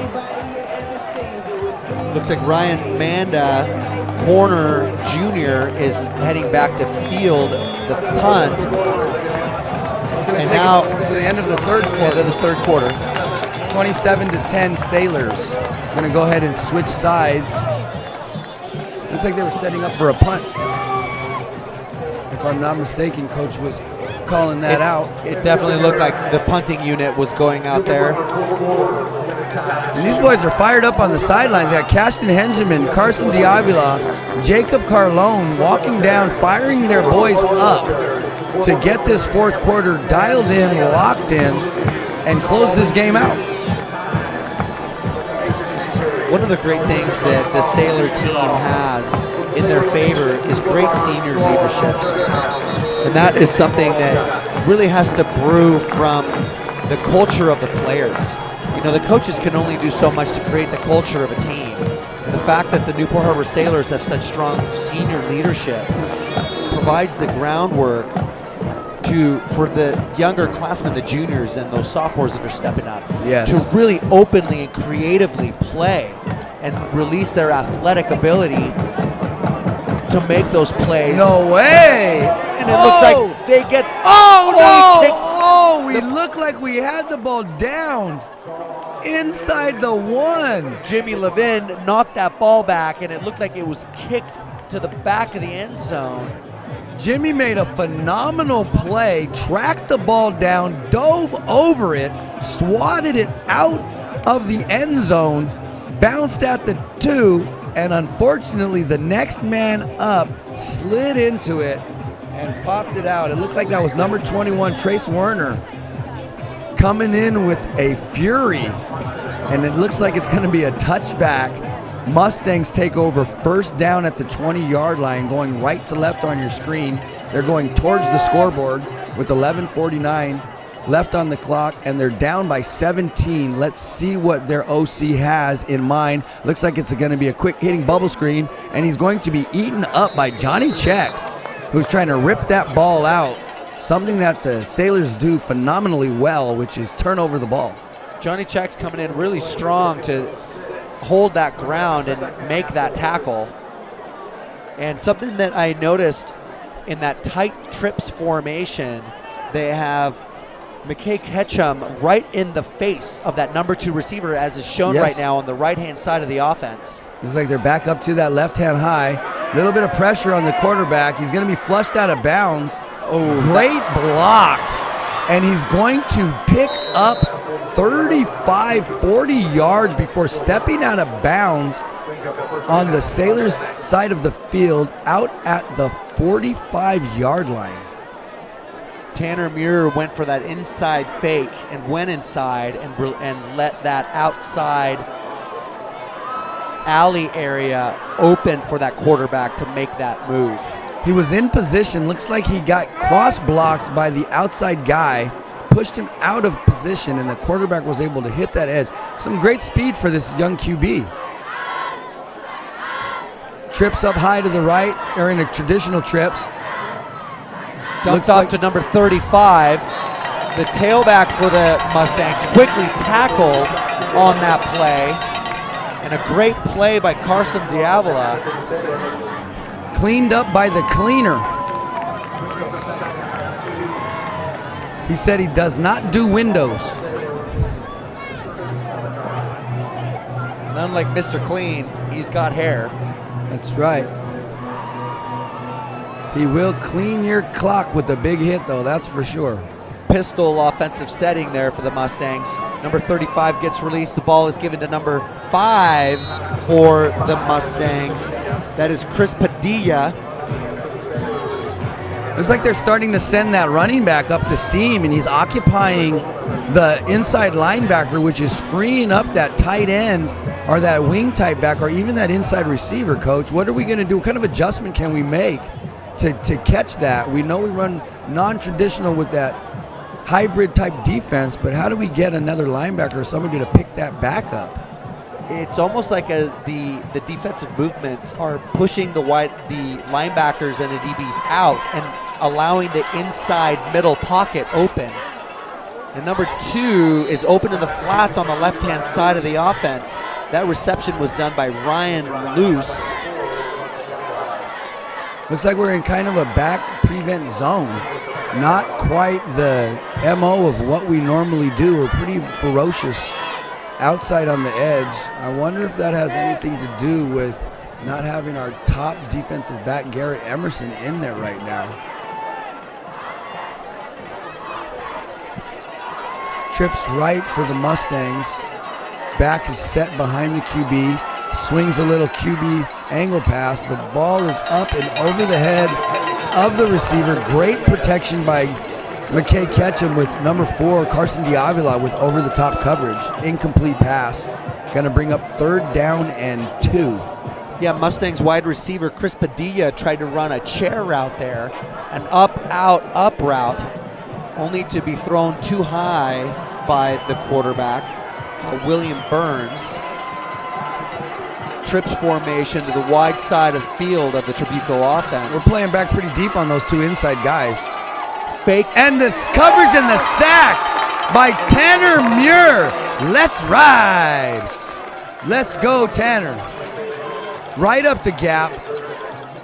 Wraps his arms around the waist and gator rolls the QB to the ground. Jacob Jursic as well was there making that tackle and making sure that quarterback Burns knew who was playing the 2 technique on that defense.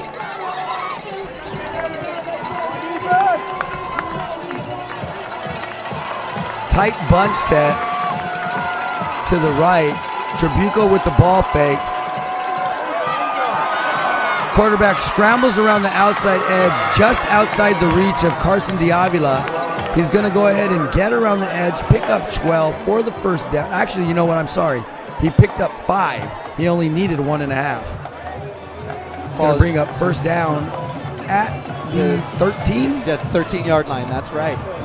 He did. You see, he had a guy deep in the corner over there. He did. He got behind us. Number 5, Chris Padilla, was wide open on the deep section there, but that pressure pushed William Burns, quarterback, to run that ball. QB back to pass, actually with some pressure from Jerzik, throws off his heels, makes a big throw outside to the numbers to number 2. He's going to pick up 5 yards, but the ball was actually in the air for about 20.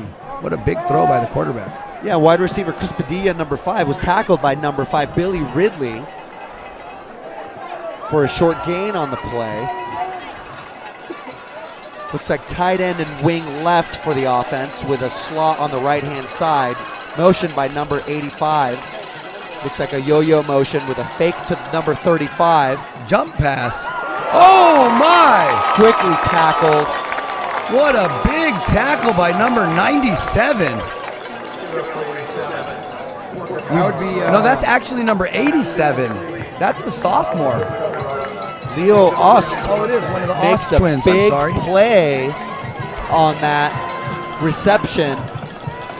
Our senior defensive tackles. By Taylor Bowie of the Mustangs, who caught that ball for a quick tackle.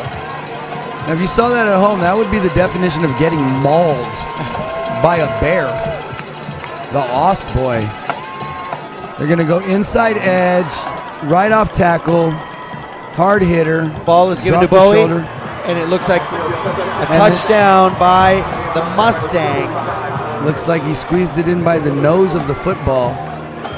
He was met at the line of scrimmage, and he was able to rumble forward. That's a big boy. I believe that's number 35, Coach?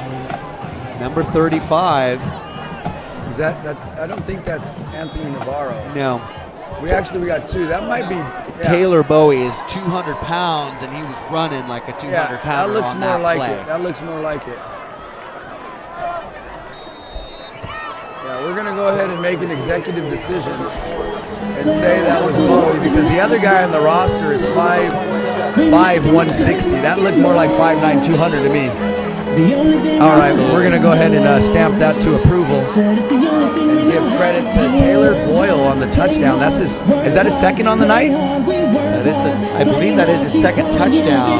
Absolutely, and the second of 2 touchdowns where he has led with those shoulders and let his powerful legs plow right through to chew up the necessary yards to take it to a 10-point Sailor lead with 7 minutes and 20 seconds left in the game. That's great to see, too, because in this day and age, you got a lot of shifty, nifty wide receivers, and both of the running backs are north and south, drop the shoulders, square up, and run it down your throat. Great cloud of dust type of football. Love to see it. Absolutely, and that's one of the evolutions of the sport of football that has become a little more finesse and shifty, as you kind of were mentioning. But there's still that beautiful aspect of the, cleats on the turf, lowering the shoulders and plowing through. Every inch is a painful experience that you just love to do with your brothers on the field. Deep kick is down, looks like on the close to between the 10 and 15-yard line. I believe that was 12 yards. I saw correctly. Looks like we had some of the backup return guys in, so Boogie might be done for the night on return. 10-point lead. He has been playing a little bit of defense. Sailors are going to come out, break the huddle from the sideline, carry the play out, line up at their 9-yard line. Lamarque up high, Hengen down low, Irving on the right hip of Kojo, Remsen up left in the slot back. Handoff to Irving. He's going to go around the outside edge, turn the corner, and hit the edge and go ahead and take a hard hit after a gain of about 13 yards. Nice carry for Sweetness. Outrun that defensive end. We kind of pushed down by Ben Holland, who made that tackle, even though he was standing straight up over him. It looked like Sweetness might have been tripped a little bit. It did look like the bottom slipped out from underneath him. He might have been trying to come back inside, and he might have lost his footing, but when you're being hit at the same time, that's a tough shot right there. Absolutely. And when you pick up a first down for the Sailors, you can chalk it up as a victory on that play. You got that right. So here we go. We get 10 fresh, 4 fresh. Quarterback under center. Stack I formation, looking like the Brinkley days. Absolutely. Here we go. This is more familiar to what you're used to, Coach. Way. There comes the pulling guard, and sure enough, it's a power play right to the right-hand side, the strong side of the formation, for a pickup of 2.5 yards. And a cloud of dust. Well, there's not really dust on this $450,000 football field. No, plenty of the little turf turds, that's for sure. Right? Those things, man, you can't get rid of them. Goodness. I'd rather have the dirt. But I'm an old agree school with you guy. 100% on that. I might even take the old concrete turf over there at Riverfront Stadium. Remember that? Oh, they lift up the turf and it was just concrete. The old throwback days, that's for sure. Looks like a shotgun formation, high snap given to Peyton. Did Kojo catch that in the air and hand it off before his feet touched the ground? Certainly did. Great acrobatic maneuver by Colton to hand the ball off to Peyton for a pickup of enough yards to put it at 3rd and 2 on the Sailor 35-yard line. That's a 6'2", 220-pound quarterback. I bet you he can dunk. I need to ask him what his dunk package looks like. He's a 360 kind of guy, I'll bet you. I wouldn't be surprised if he can stand under the hoop and jump straight up and dunk it. You got that right. Old tomahawk jam. Old Spud Webb style. I mean, how do you like seeing your student section down there? Those are your people down there, man. Oh yeah, it's been very entertaining to see them all, you know, kind of like jumping up to this music, singing along. It's very nice to see just the energy. Daniel Remsen on the crossing route with the ball on a line from Kojo. And there's a flag down, illegal man downfield. We had 4 of those last week. It's a tough one because that's kind of a discretional call, you know, and he looks like he was downfield blocking. He's really not shielding any backers. That's a tough call for us. That's just one of our dogs up front, just really, really pounding the defensive lineman. Tough to take that penalty. Would have been great to have those yards too. Absolutely. Tough outcome of that play with that catch by Daniel Remsen down the right-hand side of the offense there. He picked up almost 30 to be taken back down to 3rd and 7. You got that right, Evan. That was some really nice yardage. He's starting to come into his own as a wide receiver. He actually playing wide receiver, tight end, slot back. Goes run down on kick return. The ball is up. Snap from the 35-yard line with a deep attempt for Ketchum on the left-hand side of the offensive view of the field. Incomplete. Brings up 4th and 7 for the Sailors. Bring out the kicking team, up by 10 with 4:15 in the 4th.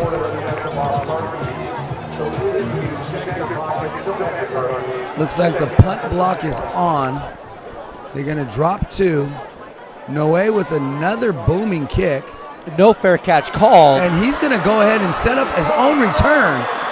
So number 87 tries to make that tackle, misses that tackle, and the returner brings the ball back to almost the line of scrimmage for the Sailors from where the ball was snapped near the 37-yard line, That was number 19, Ryan Manns. Right, near the 30-yard line, excuse me. He ends up with the first down where we would have had our first down. That's a big return. That was a nice play. He just looks like he found the seam, found the crease, was able to just make the move, get up the field. It was about a 10, 20, 30-yard return for the Mustangs. There is a flag down, but it looks like it might be in the area where it would be against the Sailors. Got the sidelines of the Mustangs looking over where they're actually marching them backwards. They're going to chip 10 off of the 30. We're going to make it a 20 return. We're going to spot the ball at the 50. First down, Mustangs going right to left into the scoreboard with 4 minutes left in the 4th quarter. Yeah, the Sailor punting unit did a great job of sprinting down there to cover the ball, but unfortunately some of the defenders did not break down soon enough and ran too far into the backfield of that return play, excuse me. Mustangs out on offense in those all whites with those matte navy blue helmets. Hitch route. Empty set. Looks like number 10, Derek Fischel, does a quick 6-yard hitch with a great tackle. And super stud sophomore again. It's like Cade Fiegel out there. That low point of delivery to make that tackle using those shoulder pads. Another empty set. Great breakdown tackler. That quarterback, Anthony Garcia, is really finding a way to find those guys out in the open and just send it right to them. Really getting his team some yardage. Yep, they're running some quick hitters. You're right, Evan. They're running underneath, hitting us with the 4 or 5 yard hitches. Receivers are making the catches. That quarterback is making that throw. And they're going to be in a 3rd and short right now.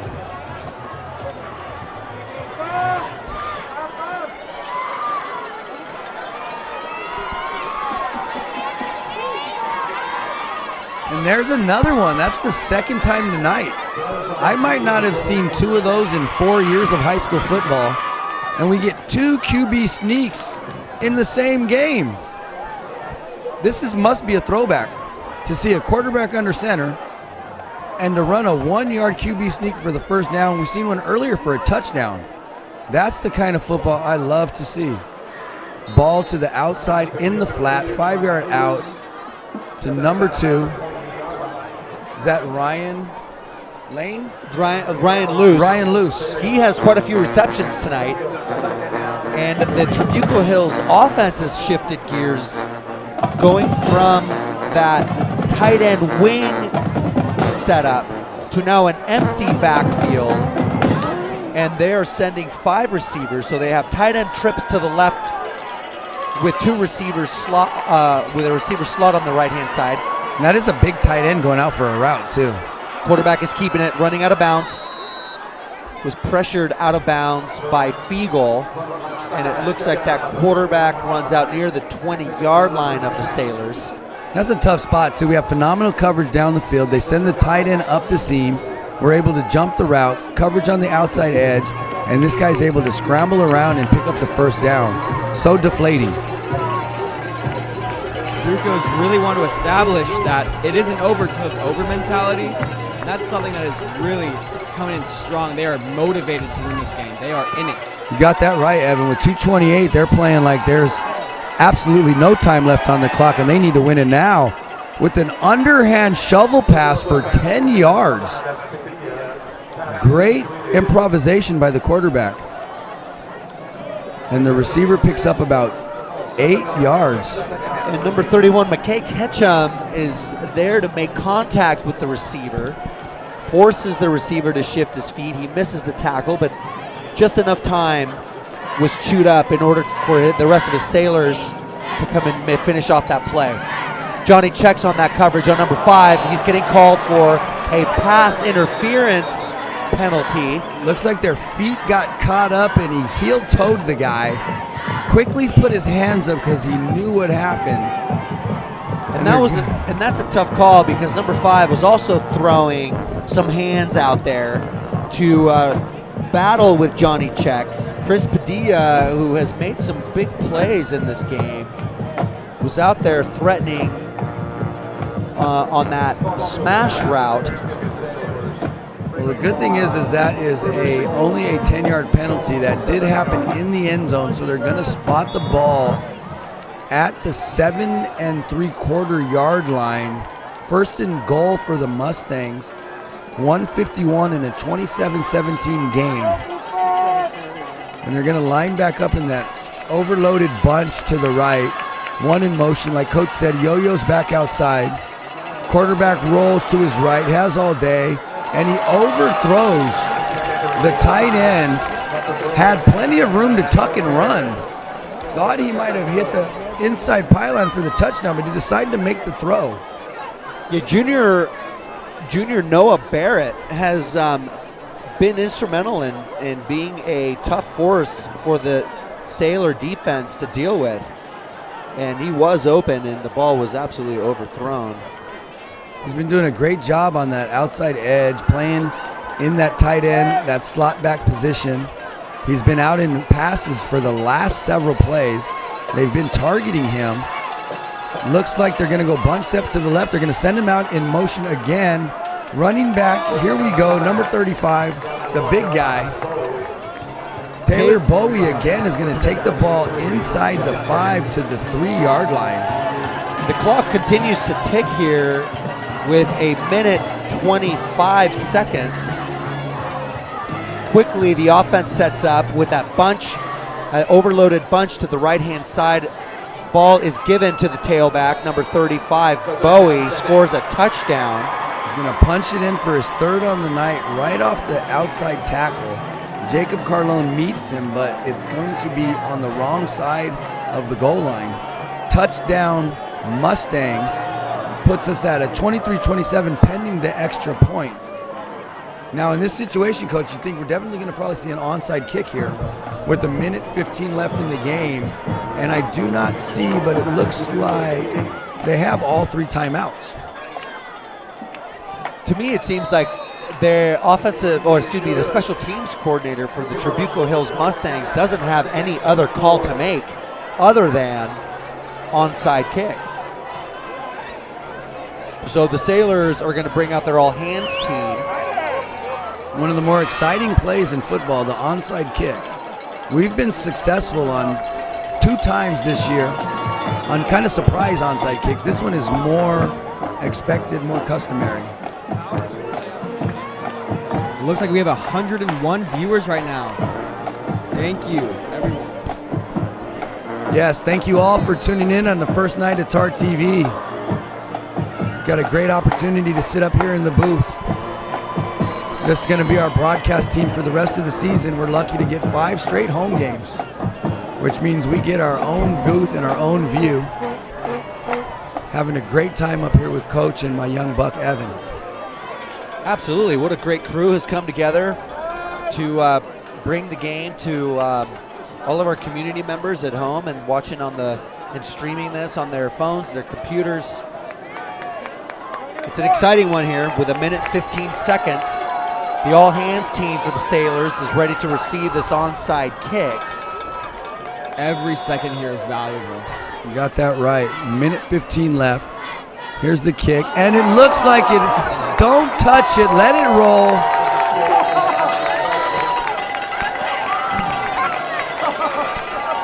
It looked like the kicker missed it.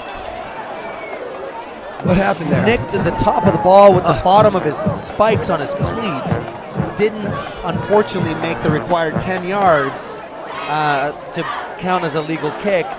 And so the Sailors seem to take over here on the 41-yard line of the Trabuco Hills Mustangs. That's a trippy spot. That thing went about 3 yards. I'd say maybe even less than that. Well, it looks like where they're spotting it, it looks like it went 1 yard. And they're going to spot the ball at the 41. Kojo in the shotgun. Both teams here still have their 3 timeouts. You know what? Coach is kind of crazy. He would take a shot. But we're going to go ahead and give it to Sweetness, who's going to swing around the left edge, getting back to the line of scrimmage. It's going to be a timeout Mustangs with a minute 7 left. Looks like Coach was attempting to run the clock out, but with 3 timeouts makes it tough. It does make it really tough, and this is a point where the challenge of this offense is to just get this first down. You get this first down, and you can pretty much feel confident that the game is going to be yours. But this is going to be a tough 11 yards here.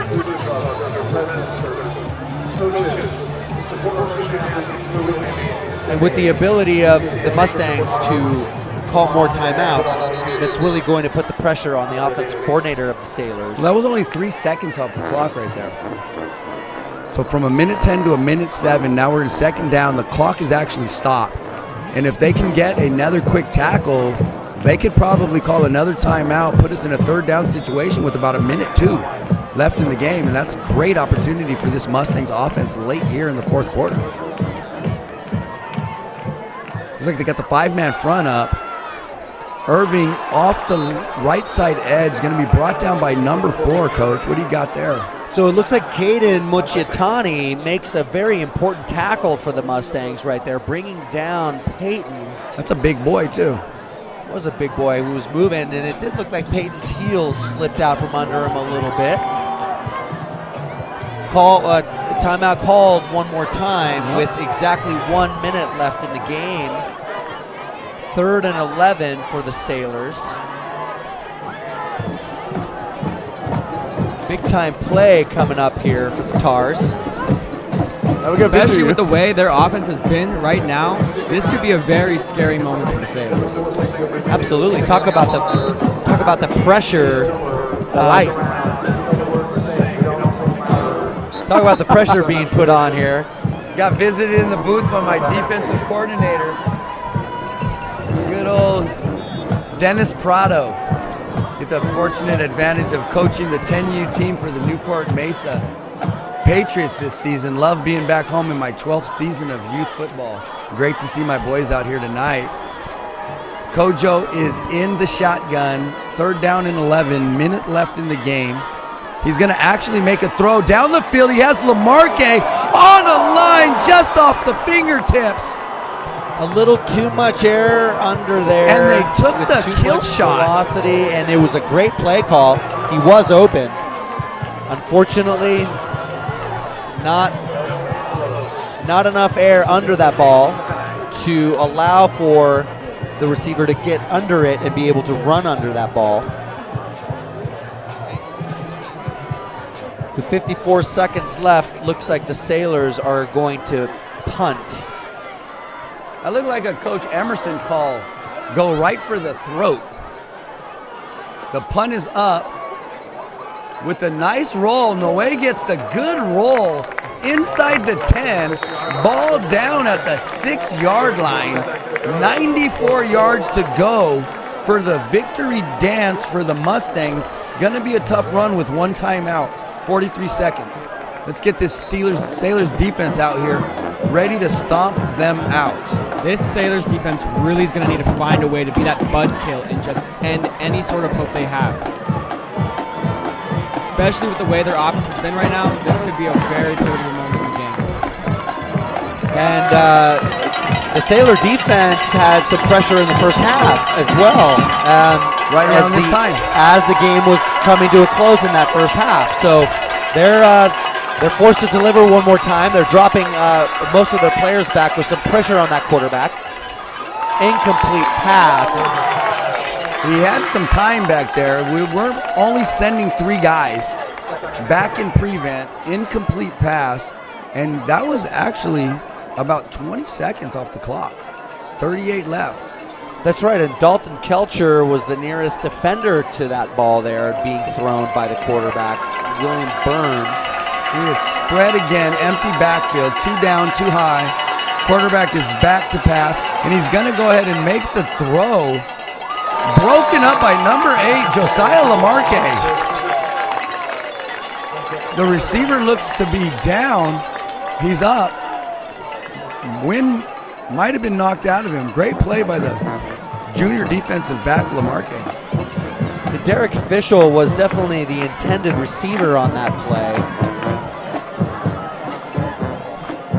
He's leaving the field to go and rest up his wrist that seemed to be giving him a little bit of soreness there.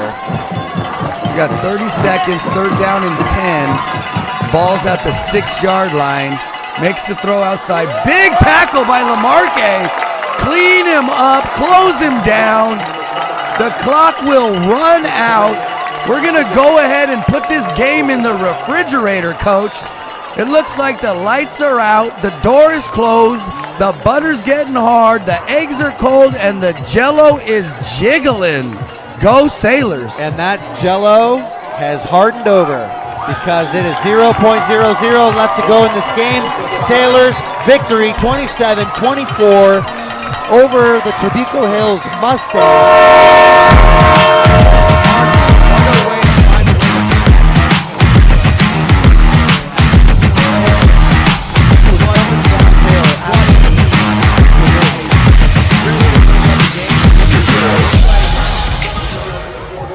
They're going to actually put 14 seconds back on the clock.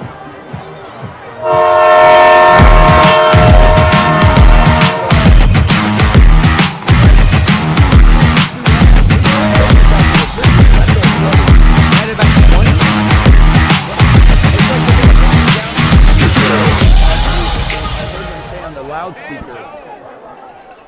It's at 20 right now. Trabuco's still living by that. It isn't over till it's over. And Trabuco's going to come out in a 4 right, and it looks like 1 left. Hail Mary, guns a-blazing.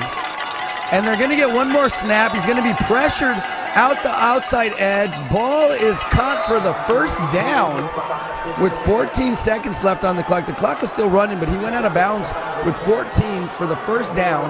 Great underneath crossing route. Fooled the defense out of the prevent. Picked up the first down, and they're still alive.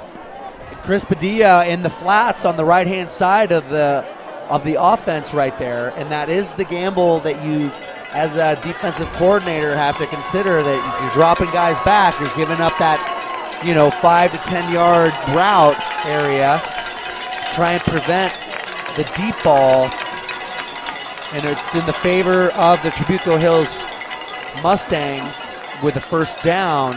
Evan was right. They're definitely a fighting team. Going to take this thing to the final seconds on the clock. They don't want to go down easy. Got a first down and 10 at the 20, looks like the 24-yard line. We're back to the traditional spread with the tight end. QB takes the snap, rolls to his left, scrambles back to his right. There's pressure. Ball is out. Ball is up. Incomplete. Billy Ridley on the coverage. Great pass rush. Look like, is that number 16? Yes, they brought in the stud from the JV team, Jagger Blaukamp. He actually had a strip tackle that he took back for a touchdown in the JV game yesterday. Phenomenal play he made, ripping the ball out of the defender's hands, and he put some serious pressure on the quarterback right there, Coach. He did an amazing job to force that quarterback to make a quicker decision than he wanted with that quads right look one more time. Intercepted by Billy Ridley to end the game. And that is 0 seconds.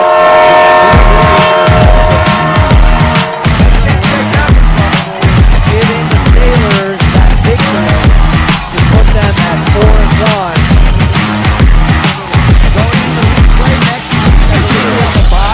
Bye week next week for the varsity team. Coming out of the bye, we got the Griffins from Los Alamitos.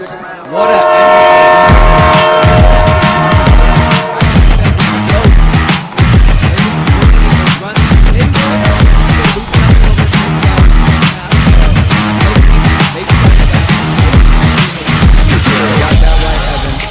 So it looks like the Sailors are going to take the victory 27-24 here on a wonderful home opener on senior night at Davidson Field. I'm here with my man, Evan. I'm going to murder Coach's last name. Constance. Alonzo Lamarque on the call for TarTV. You gentlemen want to say good night? Have a good night, Sailors. Have a wonderful night. Go Tars. You got that. Go Tars, go Sailors, and we'll see you all in 2 weeks back here at home. Thank you very much.